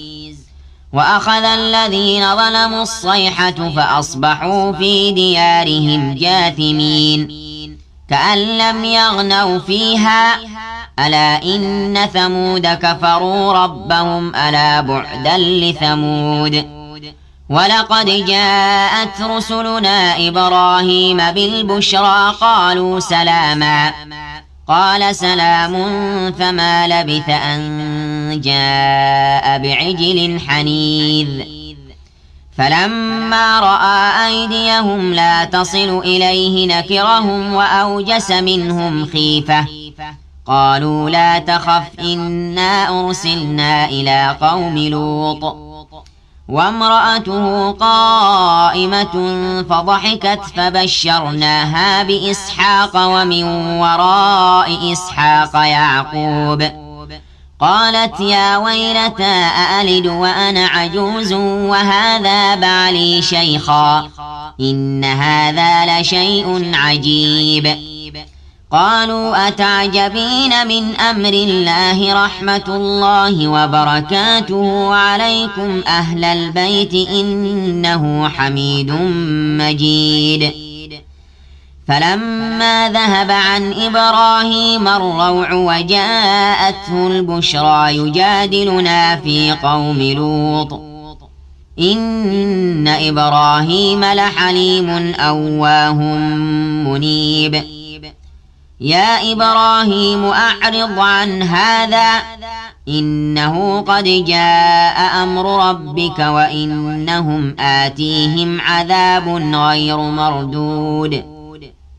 ولما جاءت رسلنا لوطا